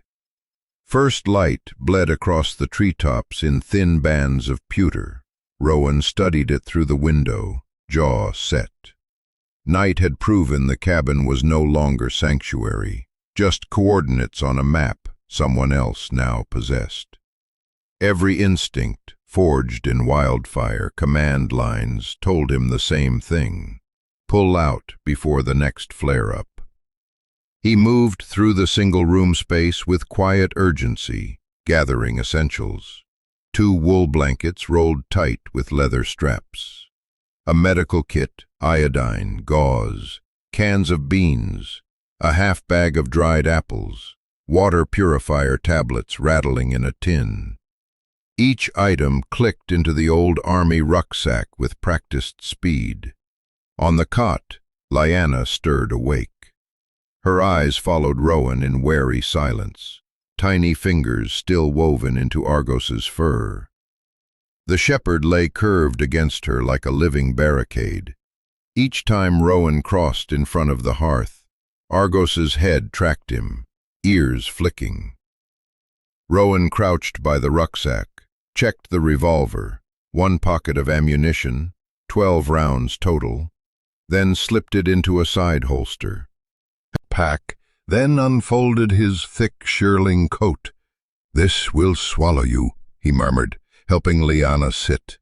The coat wrapped around her like a quilted tent. The sleeves dwarfed her arms, but she offered no protest. When he lifted her, she clutched the collar, hiding her face against its lining of remembered smoke and pine. Argos rose instantly, tail sweeping the floor once. Rowan set Lyanna on a chair near the hearth and turned to the dog. "Need you to load up, partner?" he said. The old SAR harness still hung by the peg, faded red nylon with a reflective cross emblem. He hadn't expected ever to fasten it again, but Argos stepped forward without hesitation, bracing as Rowan clipped each buckle. The dog's demeanor shifted, shoulders squaring, head lifting, like a soldier feeling the weight of rank return. Rowan's voice softened, almost reverent. "He's family now," he told Lyanna. "Goes where you go." Outside, a gust sent snow spiraling across the porch. The heavy sky threatened another storm by nightfall. They needed to reach pavement before drifts deepened. Rowan slung the rucksack, lifted Lyanna into one arm, and opened the door. Cold slammed them, sharp enough to bite tear ducts. He maneuvered across the porch. Argos padded close, maintaining flank position. At the edge of the clearing, the battered pickup waited, engine block cloaked in a crust of ice. Rowan strapped Lyanna into the passenger seat, blankets tucked around her, coat collar raised to her ears, then loaded the pack and an extra jerry can of fuel behind the bench. Argos leapt into the cab last, settling on the floorboard by Lyanna's boots. He rested his head on her knee. She buried her hand in his fur and didn't let go. Rowan climbed in, keyed the ignition. The engine coughed, wheezed, caught. Dashboard lights flickered like dying stars. A fuel gauge needle hovered nervously above empty. He whispered a plea to whatever saints watched over rusted vehicles. The tires crunched as he eased onto the narrow forest road. Snow squealing beneath treads. Tall spruces lined either side, black pillars holding up a ceiling of cloud. Visibility wavered between white and gray, the world reduced to tunnel vision. Rowan stole glances at Liana. Her eyes tracked trees whipping past, but when branches leaned too close, she ducked behind Argos's shoulder. The dog gave a soft chuff, as if reminding her he was indeed a wall. They descended switchbacks in second gear, past the spot where Rowan first found Argos 2 nights ago. Snow still bore old paw prints, almost buried now. Scanning shadows for movement. None. But the emptiness felt staged, as though threat had stepped just out of sight. He rolled forward. Frosted evergreens gave way to thinner birch stands, and the grade angled down toward the valley's mouth. The pickup's radio crackled. Static only. Marin had promised to check in via county frequency once daylight hit town, but range out here was thin. He'd have to trust she was working the bureaucracy while he ran the road. Liana's voice, small and raspy, drifted across the cab. "Where?" Rowan glanced over. Her eyes were pools of worry. "We're heading south," he answered. "Town called Ridgegate. Deputy Blake will meet us there." Liana's lips pressed together. After a moment she asked, barely audible, "Safe?" Rowan inhaled, the word weightier than steel. "Safer than here." Argos lifted his head, gave a gentle whine. Agreement. The road straightened into a long corridor flanked by snow-capped stumps. Rowan accelerated, windshield wipers squealing over crystallizing glass. 20 miles of forest still separated them from state highway. 20 miles of blind corners and drifts deep enough to swallow a vehicle whole. Unaware, they crossed a set of fresh tire prints, 2 wide tracks angling from an unmarked logging spur. Rowan's brow furrowed. He glanced into the trees. Nothing moved. He eased forward again, but danger had left its signature, bold as ink on snow. They were being shadowed. Yet turning back meant returning to a cabin already compromised. Forward was the only compass he trusted. Rowan pressed the accelerator. The pickup lurched, engine protesting. "Hang on," he muttered. In the mirror, trees closed ranks behind them, erasing evidence of passage. Ahead, the road curved out of sight as snowfall thickened. Tiny white seeds blown from a hand he couldn't see. Rowan's grip tightened on the wheel. Family, he reminded himself. That was what he had declared. And family meant pushing on, even when every mile felt like a dare. Almost there, he told the girl, though he couldn't be sure. The forest swallowed his words, but Liana leaned into Argos, trusting anyway. The pickup disappeared into the drift-blurred corridor, carrying 3 hearts that refused to surrender, unaware that danger was already adjusting its sights. One bend farther down the road. Snow slithered across the windshield in long white ribbons, hypnotic under the wiper blades. Rowan kept the truck steady in second gear, engine growling through each uphill bend. Every mile south felt heavier, an invisible hand pressing on the roof. Yet he pushed on, knuckles bone-white against the steering wheel. Liana dozed beside him, small head pillowed against Argos's side. The dog stood braced on the floorboards, harness straps creaking each time the truck rocked left or right. His muzzle rested on the door's inner panel, nostrils flaring, as if cataloging every scent. Defroster vent, antifreeze, cold iron, something like burnt cedar drifting on the storm wind. Rowan's eyes flicked to the rearview mirror. Nothing but swaying spruce trunks and the serpentine line of their own tire tracks vanishing beneath new snow. Still, the sense of being watched clung to him like static. He leaned forward, gaze narrowing through the glass. Up ahead, the forest road constricted, a narrow throat between a granite outcrop on the right and a steep plunge on the left. At the curve's apex, a dark shape sprawled across both lanes. Rowan's foot eased off the gas. The shape resolved. A freshly felled pine, trunk nearly 2 feet thick, branches shorn, inner rings still damp where the sap bled bright amber. The fall was no accident. The cut was too clean, the angle precise. Rowan muttered a curse and tapped the brakes. The truck slid 5 yards before settling sideways. Snow dusted the hood. Argos lifted his head, a low growl starting deep in his chest. Rowan scanned the tree line. Nothing. Just rising drifts and skeletal shrubs. He shifted into reverse, glanced in the side mirror. 2 figures stepped from behind the downed pine. The first was Marcus Hartley, lanky frame wrapped in a brown Carhartt jacket, pockmarked face half hidden beneath a wool balaclava. In his gloved hand, he held a length of galvanized pipe long enough to dent an engine block.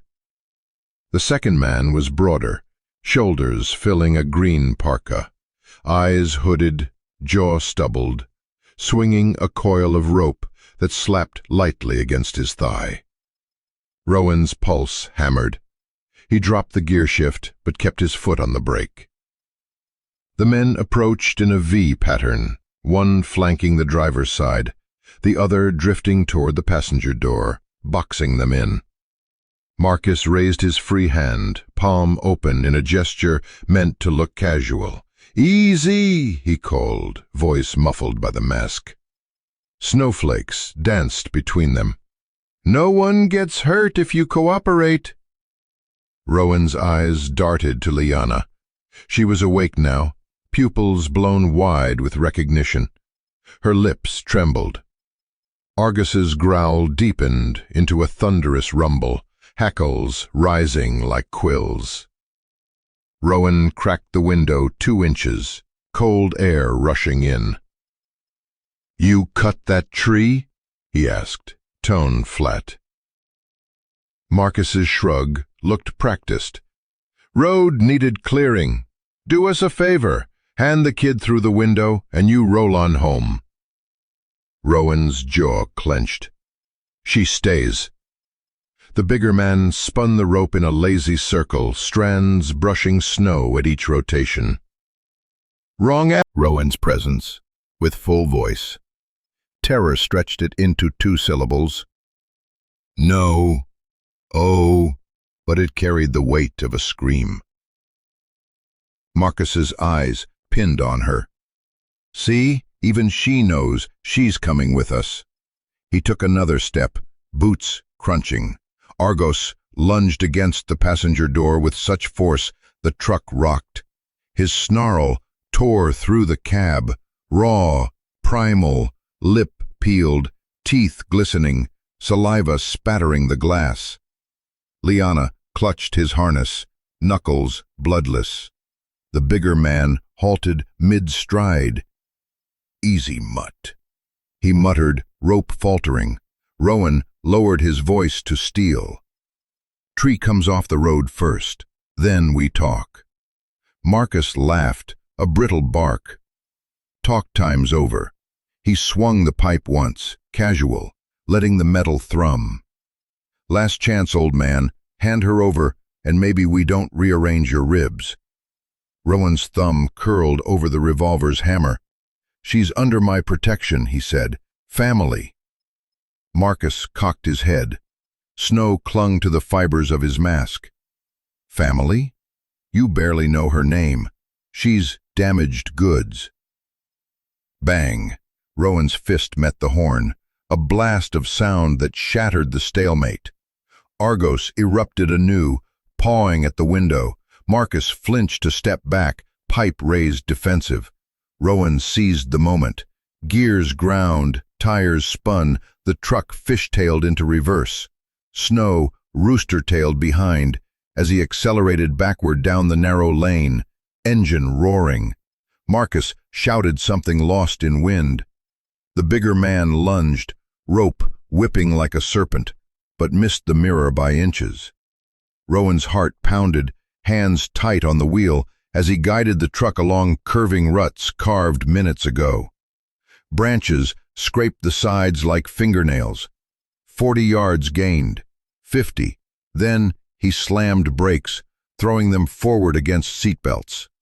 He swung into a shallow turnout he'd passed earlier, an old logging spur. The engine idled, trembling. Breath fogged the cabin interior. Ahead, through the rear window, Rowan saw Marcus and his partner standing over the felled pine.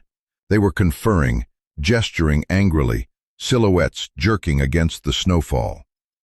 Liana sobbed quietly, face buried in Argos's ruff. Rowan reached over, squeezing her shoulder. "It's okay," he said, though every cell screamed, "Not yet." He looked to Argos.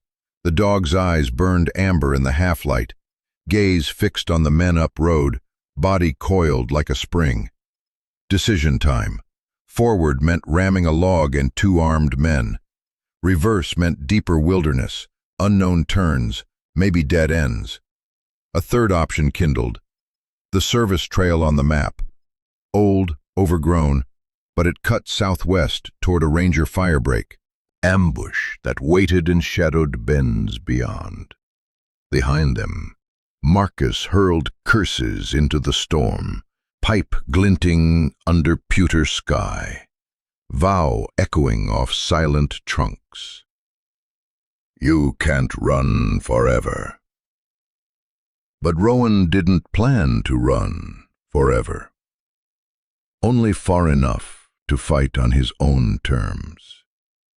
And as the truck disappeared into the white maze, Argos turned once, eyes like coals, and bared his teeth at the men shrinking behind, promising the reckoning yet to come.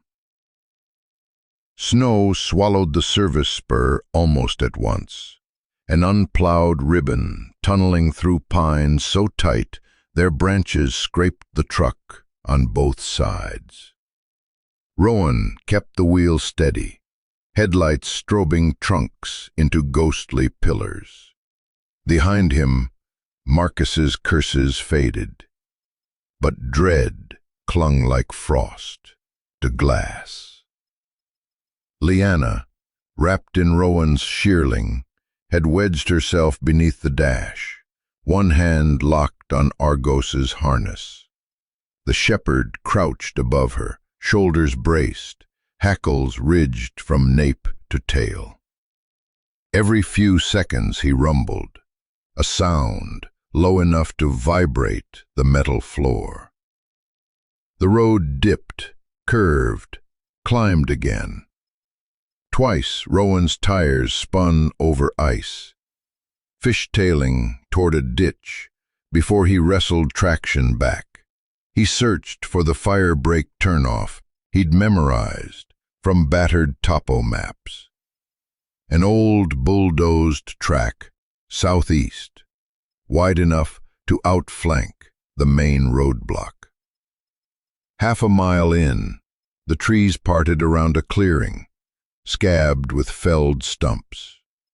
A rust-eaten logging skidder sat abandoned to one side, its boom arm jutting skyward like a rusted spear. Rowan eased off the gas, eyes scanning. That was when Argos went rigid, nose lifted, lip peeling. A second later, the passenger side window exploded. Cracks spider-webbed the glass as a length of rebar hammered the pane, showering the cab with icy shards. Liana screamed. Rowan jerked the wheel, but momentum dragged them deeper into the clearing, where snow lay packed and treacherous. Marcus slammed his palm on the dented hood, eyes wild behind the wool mask. He'd looped the pipe through a wrist tether now, freeing his other hand to grab the half-shattered mirror. "End of the line," he shouted, voice muffled, yet feral. On the driver's side, The bigger man, Oakley goggles hiding his stare, appeared, rope coiled once more. Free end, knotted and memory. Jaws clamped on Marcus's forearm. The man screamed high and shrill as teeth punched through parka and flesh. "Bruno, heel!" the big man shouted, using the call sign no one had uttered since the avalanche. The name did nothing. Argos shook, growl deepening, blood spotting the snow like rust on cotton. Rowan seized the moment. He slammed the shifter into reverse, tires squealing. Oakley goggles lunged. The rope loop missed Rowan's headrest by inches, thudding against metal. As the truck rocketed backward, rope jerked from the man's grip. Marcus flailed, dragged partly across the hood before Argos released, leaping clear with predatory precision. The shepherd landed in the bed as Rowan fishtailed out of the clearing, mud flaps shredding on a stump. Marcus collapsed, clutching a torn sleeve soaked red, wailing curses swallowed by engine roar. The spur narrowed. Rowan wrestled the wheel, heart hammering. Snowbanks funneled the truck like rails. A fallen sapling clipped the rear quarter panel. Metal squealed. In the bed, Argos crouched low, tongue lolling crimson as he scanned the tree line for pursuit. Liana cried softly, curled in a fetal knot on the seat. Rowan spared a glance. "You're okay," he gasped. "He's here. We're moving." But the forest wasn't done. Halfway down the spur, a thud struck the tailgate, then another. Rowan checked the mirror. The big man had commandeered a snowmobile, stashed behind the skidder, and was barreling after them, track spitting white rooster tails. A hunting rifle slung across his back. "Hold on," Rowan breathed. The spur rejoined the main forest road in a wedge of churned ice. Rowan yanked the wheel left, nosing onto packed snow, just as a rifle crack split the air. A round punched the rear fender. Ricochet screamed off into trees. Argos snarled, leaping at the slats as if sheer will might close the distance. Rowan's foot mashed the accelerator. Speed climbed, 20, 25, but the tires skittered, struggling for grip. The snowmobile gained, engine whine rising. Another shot. Glass spidered in the back window, shards sprinkling the bench. Liana shrieked. Rowan ducked, one hand shielding her head. The truck veered, kissed the berm, jolted back onto track. Ahead, the road curved around a granite outcrop.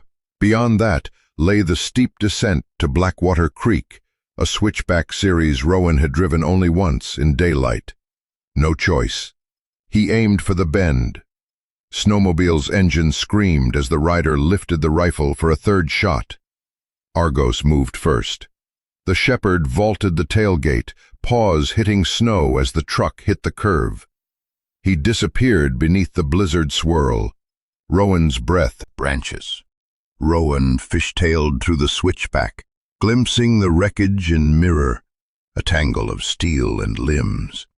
Argos tumbled free, rolling to his feet, shock of white around him. For a second Rowan considered braking, but the crest fell away behind, and rifle shots were no longer a guess.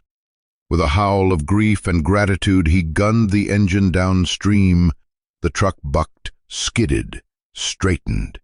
Liana sobbed his name, but he couldn't answer. His throat was rubble. A mile later, when tree cover thickened and no pursuit followed, Rowan braked hard, heart in his ears. Snow dust drifted past the windshield like ash. Liana trembled beside him, eyes wide and wet. "We'll go back," he whispered hoarsely, though he tasted the lie. "We'll get him." Yet the slope they descended was nearly impassable uphill. Going back meant offering themselves on a platter. Tears burned his vision. He wiped them, pasted salt. "Not over," he vowed, voice raw. "We find help We get him. Liana nodded, trusting because hope was the only currency left. Rowan shifted into gear and nosed the truck forward southbound, fists rigid on the wheel, promise loud as thunder in the cab. We're coming back for you, Argos. Family doesn't leave family behind. Snow swallowed the road, hiding blood and footprints, but nothing could bury the fury unleashed in the clearing, fury that would blaze bright again before this storm wrote its final line. The truck limped north as dusk folded over Silver Hollow, engine growling in protest at every incline. Rowan's hands shook on the wheel, not from the cold, but from the hole gouged in his chest where Argos should have been. He kept scanning the tree line, half expecting the shepherd's silhouette to materialize in the settling gloom. But mile after mile offered only snow-fanged trunks and the hush of oncoming night. Beside him, Liana sat cocooned in blankets. Her tears had dried to salt crusts on her cheeks, yet her eyes clung to the side mirror, searching the road behind for a shape she trusted more than daylight. "He'll find us," Rowan promised, voice worn thin. Whether it was faith or desperation, he couldn't tell. They crested a ridge where dusklight bruised the sky violet. The cabin lay in the valley below, smoke still threading from the chimney. Rowan's pulse stumbled. The sight felt like rewinding time to a moment before roadblocks and rifles. But there was no rewind, only the battered present. He rolled to a stop under the porch eave. Headlamps washed the log walls in harsh white. The door stood ajar, an inch, maybe two. Snow dusted along the sill. Rowan movement. No sound. Rowan inhaled. The air smelled of pine smoke. And dog. A low whine drifted from the far corner. He stepped inside and saw him, Argos, belly to floor, paws splayed, ribs pumping shallow. His right flank bled where fur had been sheared away. Bullet graze or splinter, Rowan couldn't tell. But the dog's eyes held steady on Rowan, gold and unbroken. "Easy, boy," Rowan breathed, kneeling. His fingers skimmed the sticky wound, not deep. Argos licked his wrist, then tried to rise, only to collapse again. Rowan pressed a palm to the thick ruff. "You found the long way home." Gratitude rose hot behind his eyes. Footsteps crunched outside, small, hesitant. Liana inched through the doorway. At the sight of Argos, she dropped her blanket bundle and hurried forward, kneeling beside the shepherd. She said nothing, only buried her face in his neck. Argos exhaled a soft gruff, tail thumping once. Rowan's gaze swept the room. Someone, Argos, he guessed, had nudged furniture into defensive piles. The coffee table jammed against the back door, chairs toppled to block windows, a trail of bloodied paw prints mapping his crawl. It was a dog's barricade, but it spoke volumes. Argos had expected company. Rowan closed and latched the front door. He shouldered a bookshelf against it, wedging a timber brace beneath the knob. Wind rattled the walls, but they held. The radio on the shelf crackled with faint static. Then nothing. Rowan twisted the dial. Dead hum. Either signal was jammed or lines were cut. "They've killed the band," he muttered. Liana's voice trembled behind him. "Safe? Here?" Rowan looked at her, eyes trusting despite fear.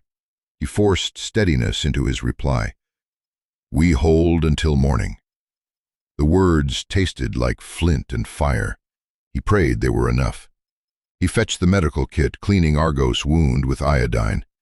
The shepherd didn't flinch, only watched Rowan with that unwavering loyalty that survived avalanches, bullets, and betrayal. Rowan wrapped gauze tight, whispering, "Your family, remember? Family comes home." Liana touched the bandage when he finished, fingers trembling. "Hurts?" she asked the dog. Argos nudged her hand, jaw slack, breath warm. She smiled, small, fragile, and crawled to sit with her back against him, as if his heartbeat could anchor hers. Rowan piled wood into the stove until flames roared. Heat chased chill shadows into corners, but night beyond the windows grew deeper. He doused lamps, leaving only firelight.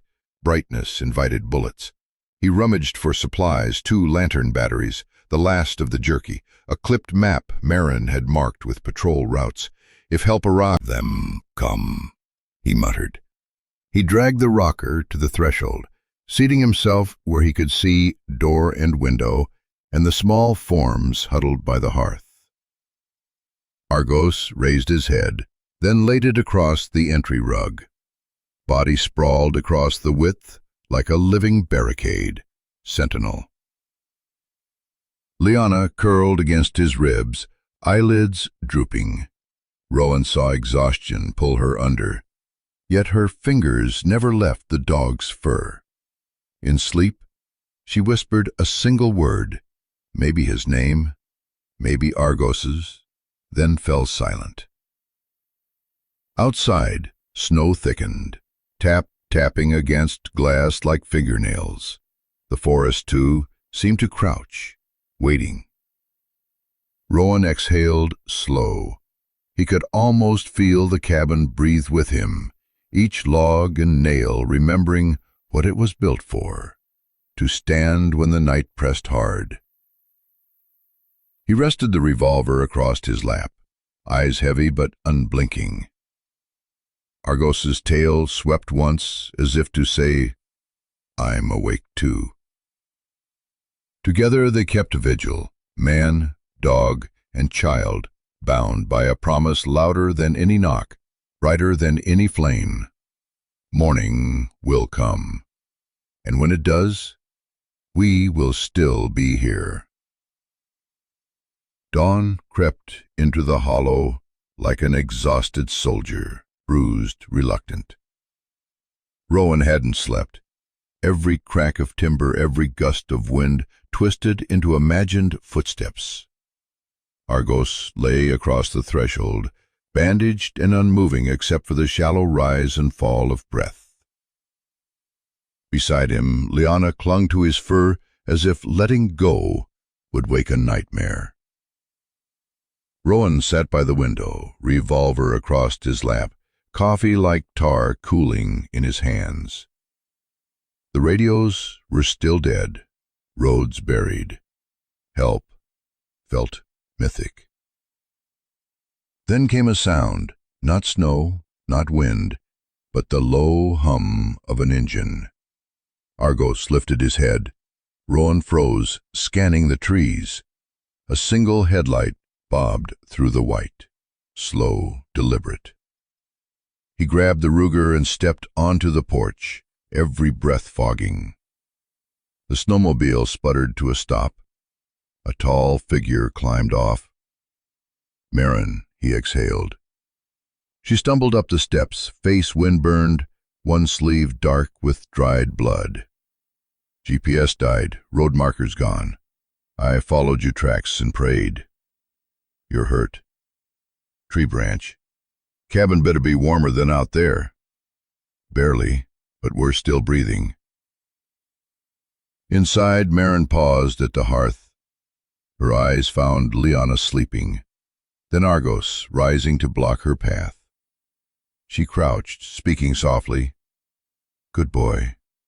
Heard you raised hell." His tail gave a slow wag. He stirred. Her first words were a whisper. "Dog stays?" "Always," Rowan promised. Marin crouched beside her. "We need your brave," she said gently. "It's dark outside, but in here, we hold the light." Liana nodded. That afternoon they strung flare lines and planted traps. If Marcus came, he'd meet fire and metal. Back inside, Liana watched from the loft. "I want to see everything," she'd said. Rowan let her.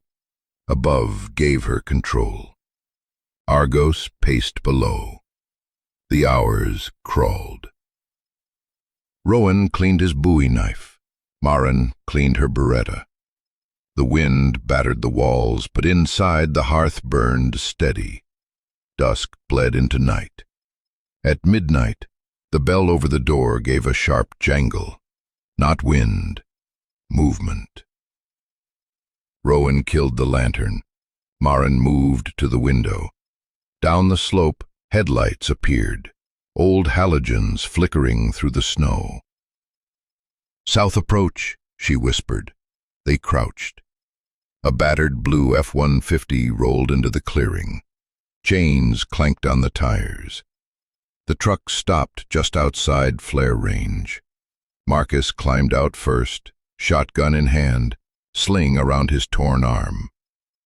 Then Lana stepped down. She held the pink fleece blanket, the one Liana had been abandoned with. "Rowan," Lana called. "Deputy, we just want her back." Maren muttered, "She's using the blanket as theater." Rowan didn't lower the rifle. "Leave the gun, Marcus." "Not without what's mine," he barked. "She's not yours," Maren said, voice cold steel. "You're looking at kidnapping, endangerment, and federal charges." Lana's voice cracked. "There are people waiting for her. Money, no courts, no mess. Just give her to us, and we all walk." "She's not a deal," Rowan snapped. From the loft, Liana whimpered. Argos growled. Marcus stepped forward. "Clock's ticking. We torch this place if we have to." "Try," Rowan said, aiming true. "You'll burn first." Marcus chambered around.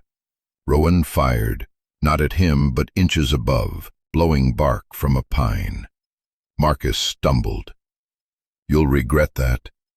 "You're outnumbered," Maren lied. "Sheriff's convoy is 20 minutes out." Lana hesitated. "You don't understand. I didn't mean to abandon her.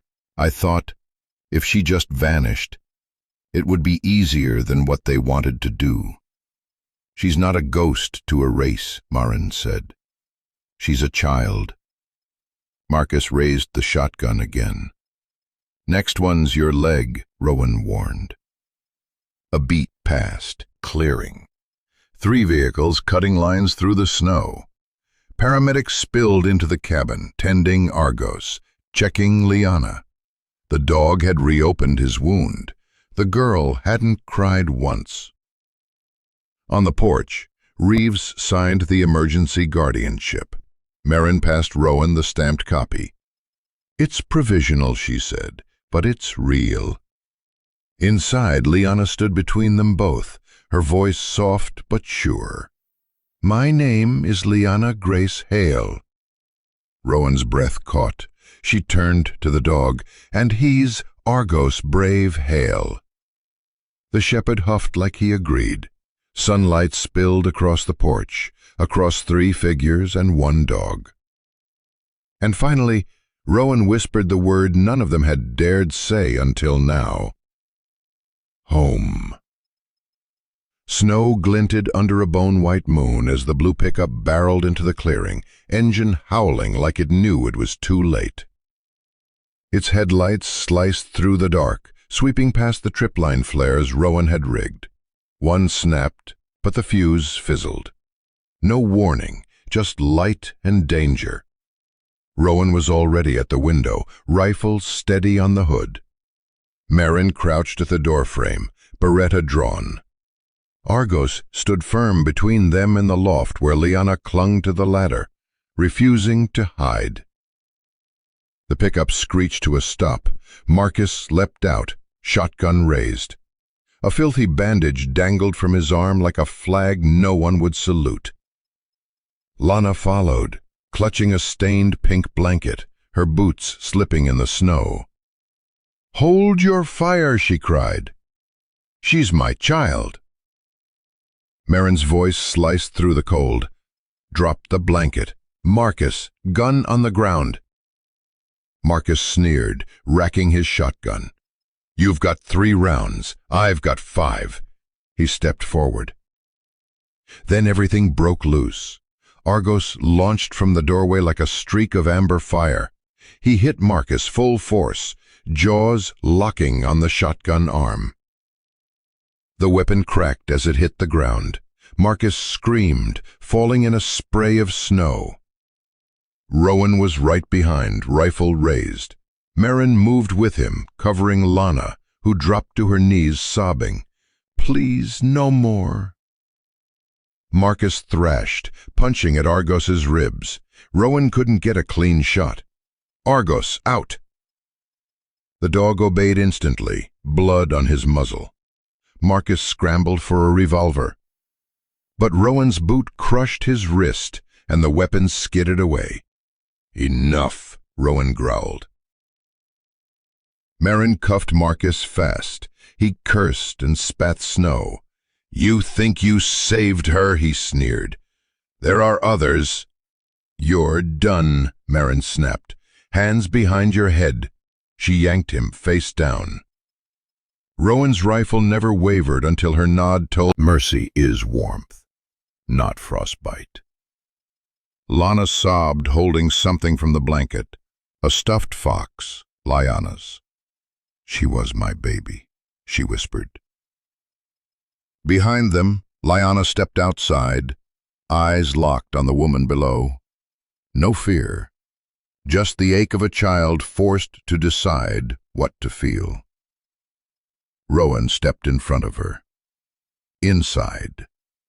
She obeyed, fingers brushing Argos's fur one last time before going in. Marin turned to Lana. "You're under arrest.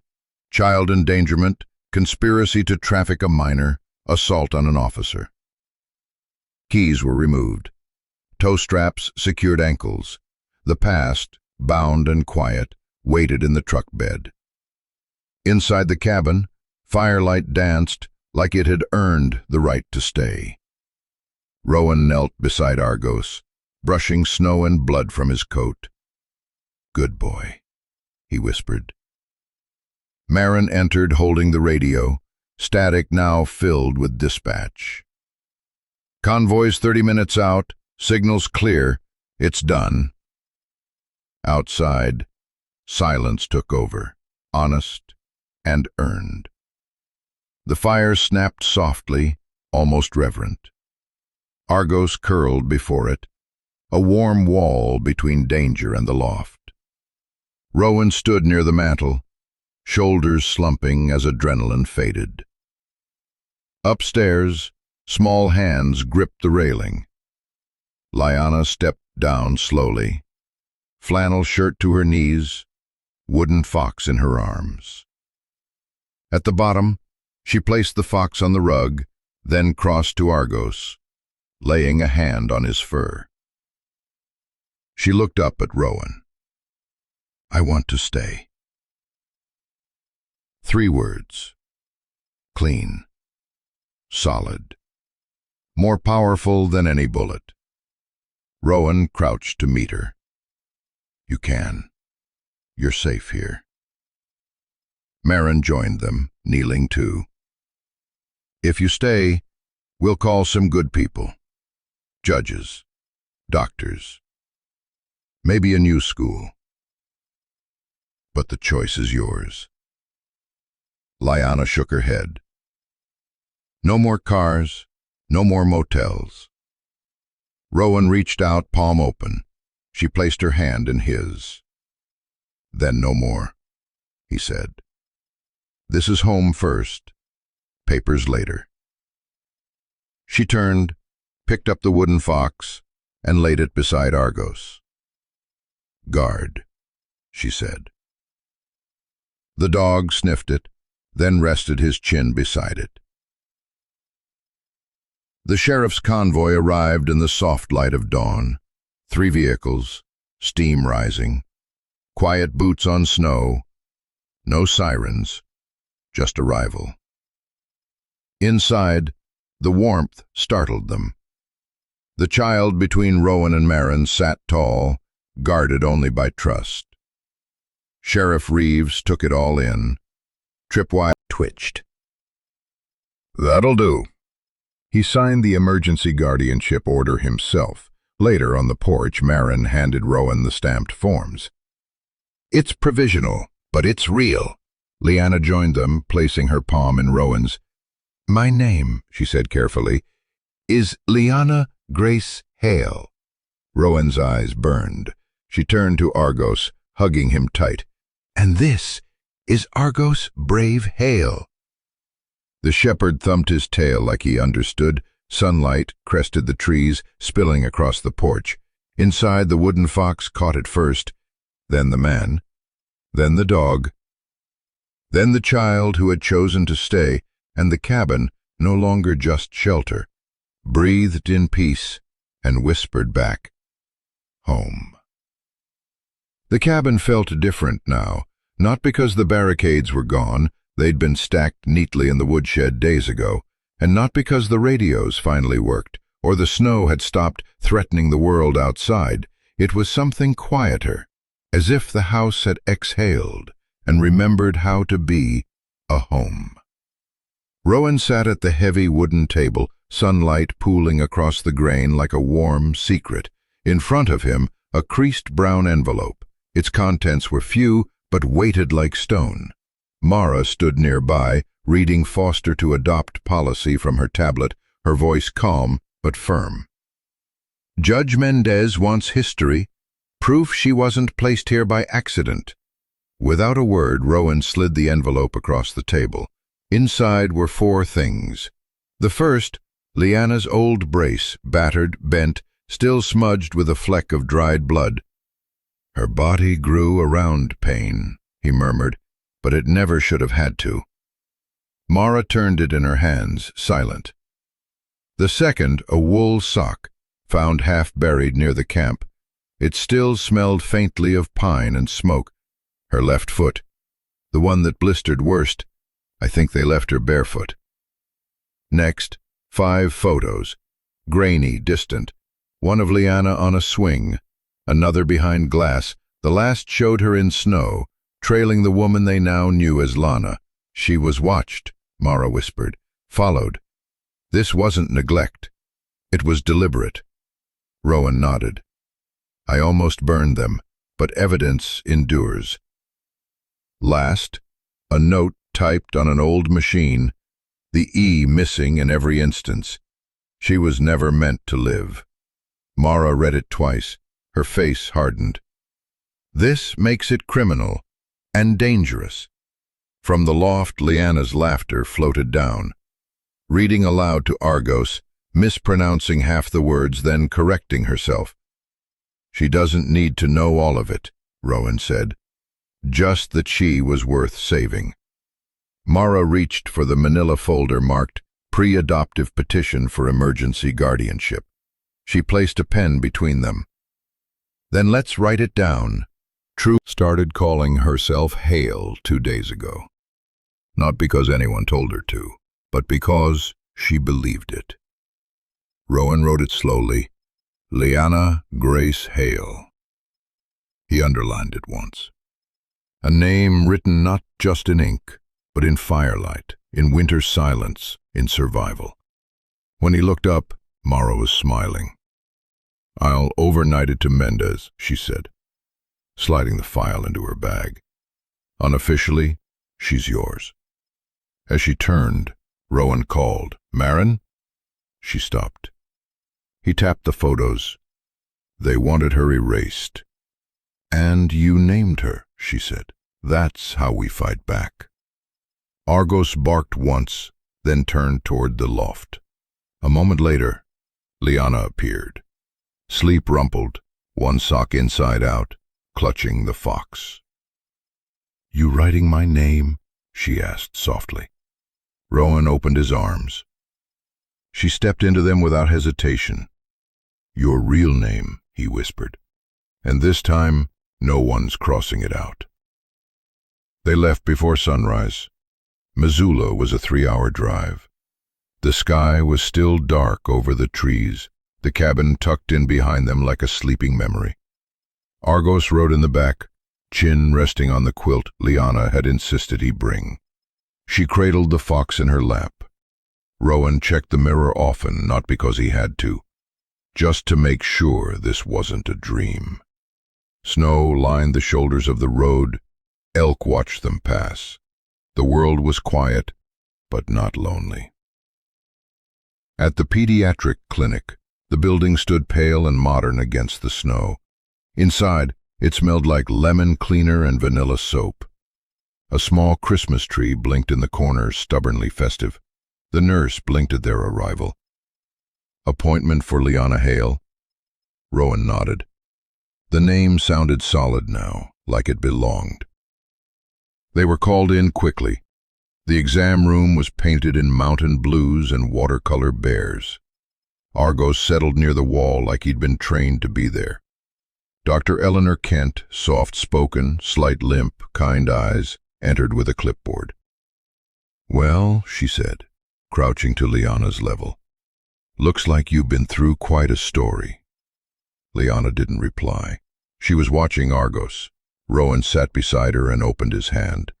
After a moment, she took it. Dr. Kent gently removed the brace. It was more tape than structure now. She didn't wince, just hummed, examining the skin. "She's healing.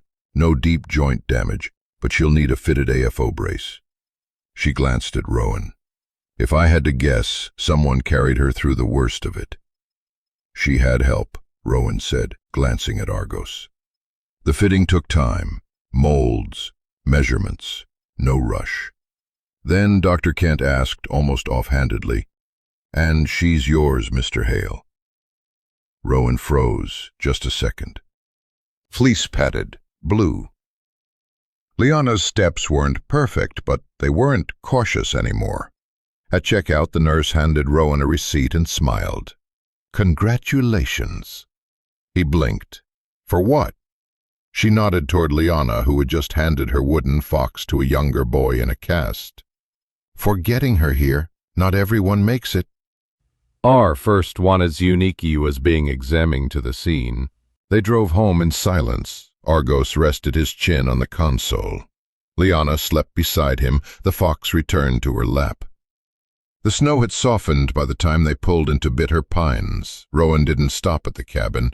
He turned instead toward the old log sheriff's office. Inside, the radio crackled. Posters fluttered on the bulletin board. Rowan hadn't been back in a year. Now he stood in his old boots, Argos beside him, Liana quietly tracing the map of the county with one finger. One leg braced, one hand resting on the fox in her coat pocket. Behind the desk, Mara tapped at the computer. The last page of Liana's case awaited signature. Sheriff Duncan Monroe emerged, holding coffee and skepticism. "We got the final from Missoula," he said. "No drugs, no injuries beyond the brace. But that thing," his eyes darkened. "They never meant for her to walk far, did they?" Rowan shook his head. "They didn't mean for her to come back." The sheriff leaned in. "You sure you don't want charges filed?" Rowan glanced at Liana, now inspecting an old canine photograph on the wall. "No court can give her more than what we already have. She's safe. Seen." The sheriff considered this, then signed the final line with a slow nod. "Case closed," he clapped a hand on Rowan's shoulder. "You three, one hell of a team." Argos stirred at that as if in agreement. Liana walked over to a framed photo on the wall, a young Rowan beside a uniformed shepherd. The nameplate read, K9 Division Officer Hale and Argos, 2012 to 2018. "He was yours," she said softly. Rowan crouched beside her. "He still is." Argos joined them, sitting like a statue, facing forward, watching the door. The sheriff stepped closer. "You ever think about coming back? We could use a steady hand.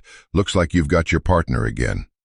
Rowan didn't answer right away. He looked down at Liana, then at Argos. "Maybe," he said, "but for now I think we're right where we're needed." As they left, the sky cracked open above the mountains. Light spilled over Bitter Pines like a slow forgiveness. At the truck, Liana paused. You didn't leave, she said. Rowan crouched. No, kiddo, I won't. She smiled, not shy, not broken, just sure. As they drove away, the wooden fox sat in her lap, Argos curled up in the back seat. Rowan adjusted, pushing through by the creek. The air smelled of earth and hope. Rowan Hale wiped sweat from his brow as he stepped back from the swing he'd just secured to the old sycamore. Once that rope had held moose quarters. Now it held the fragile possibility of something lighter. Liana stood nearby, watching, taller now, still healing. A new brace hugged her leg, decorated with a fox decal. Some mornings she still woke gasping, but fewer. Go ahead, Rowan said gently, offering his hand. It'll hold. She hesitated, not from fear but from unfamiliarity. Then, with quiet resolve, she climbed on. The swing creaked, then swayed, and as it caught rhythm, Liana leaned into the motion. She laughed. It was raw, breathy, imperfect, but it was laughter. From beneath the porch, Argos lifted his head. Then, with a youthful burst, the old German shepherd dashed into the yard, circling the swing, barking with joy. Liana laughed again, louder this time, as Argos gave chase to a phantom squirrel and nearly toppled the firewood. Rowan froze mid-step, watching her. He hadn't heard her laugh, not once, since the night they'd found her curled and silent in the snow. And now, here she was, laughing, whole pieces of her returning little by little.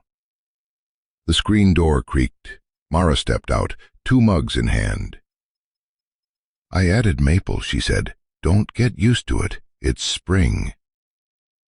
She laughed, Rowan whispered. Together they watched Liana swing higher, her eyes closed, boots forward, hair catching the sun. Argos barked at a shadow that didn't need barking at, but who could blame him? Spring made fools of them all. She didn't know what a swing was, Rowan said quietly. Told me once she thought swings were just in storybooks. Mara nodded, eyes on the girl. They didn't let her outside, barely let her walk. His jaw tensed. She's stronger than both of us, and braver. A moment later, Liana leaned too far forward and yelped. Argos rushed toward her, tail low, concerned. She steadied herself and waved him off, laughing again. She didn't need rescuing. Not anymore. When the swing slowed, she jumped off and ran, limping but running, toward Argos. They collapsed together in the thawing grass. Rowan walked over. Come help me check the fence. Can Argos come? He wouldn't let you go without him. And so they walked, man, girl, and dog, toward the trees. Mara remained behind, sipping her coffee, wrapped in the scent of pine and the sound of laughter that sounded like survival. The office was quiet, softly lit. Decals of birds and stars near the light. They said it was a trip, but they didn't pack my clothes, just medicine. Ms. Templeton made a small mark in her notebook. Not a sentence, just a signal. I hear you. I didn't cry, Liana continued. Not until I saw the stars again. Because the stars don't talk. People talk too much. You feel safer when it's quiet? She nodded. But I like when Argos makes noise. His paws click. And when he growls, it's like someone locked a door for me. That's a beautiful way to say it. Silence stretched, comfortable now. Rowan, Ms. Templeton asked gently, why call him the fireman? He smells like wood smoke, and he looks like he could lift a tree if it needed moving. He says I can stay, but not forever unless I want to, that it's my choice. Do you believe him? I think he's scared, Liana said, of messing up, but Argos isn't, so I believe them both. Later, Ms. Templeton handed her a paper fox, folded from a torn calendar. He's a little bent on one ear, but sometimes the bent ones last longer. Liana took it, smiled. quietly, genuinely. Outside, Rowan stood by the truck. Argos sat beside him, alert. As Leanna stepped out, Argos rushed forward, brushing against her. "I told her," she whispered, bending to press her forehead to his. "Not everything, just enough." Argos's tail moved like a silent heartbeat. That night, the wind finally stilled. Rowan sat by the fire, elbows on knees, staring into flame. Behind him, the cabin slept. On the rug, Leanna curled beside Argos, her hand resting on his ribs, rising and falling in sync. Her face was peaceful, safe, dreaming. Rowan didn't move, didn't dare disturb it. He stared into the fire, remembering other flames, fires that took, that devoured, fires that left ash and absence. But this fire gave. It gave warmth, light, and time to whisper something he hadn't said in years. "Thank you," maybe to Argos, who shielded Leanna, the way Rowan didn't know how to yet. Maybe to Mara, who hadn't given up. Maybe to Leanna, for staying. Maybe to the fire itself, for remembering how to glow without burning. His throat tightened, not from grief, from grace. Argos stirred, lifted his head, met Rowan's gaze with those amber eyes. Steady. "Sure, you did good." Then the dog sighed and settled again. Rowan leaned back. The chair groaned, familiar now. Leanna murmured something in sleep, just sound, not words, just a tether that said, "I know someone's close." Rowan watched her face. A strand of hair fell across her cheek. He let it stay. Outside, a branch tapped the window. Inside, burn. Maybe it remembers what it was before it raged.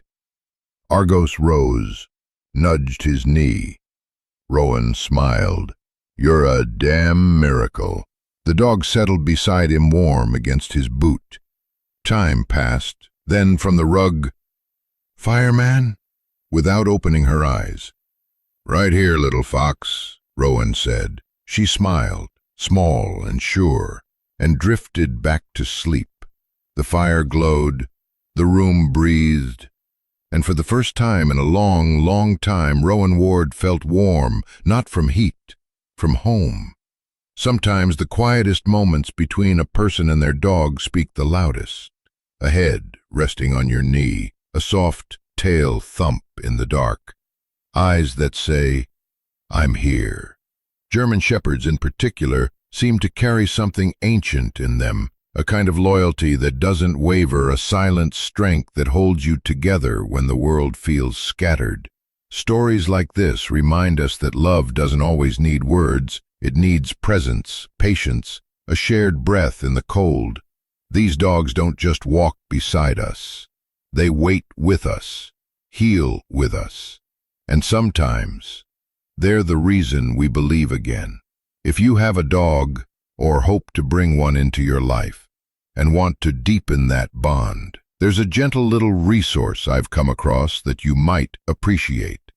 It's not flashy, just thoughtful. Something to help you understand them a little better and maybe understand yourself too. No pressure at all, but if you're curious, I'll leave the link just here, like a trail left in the snow if your heart wants to follow it.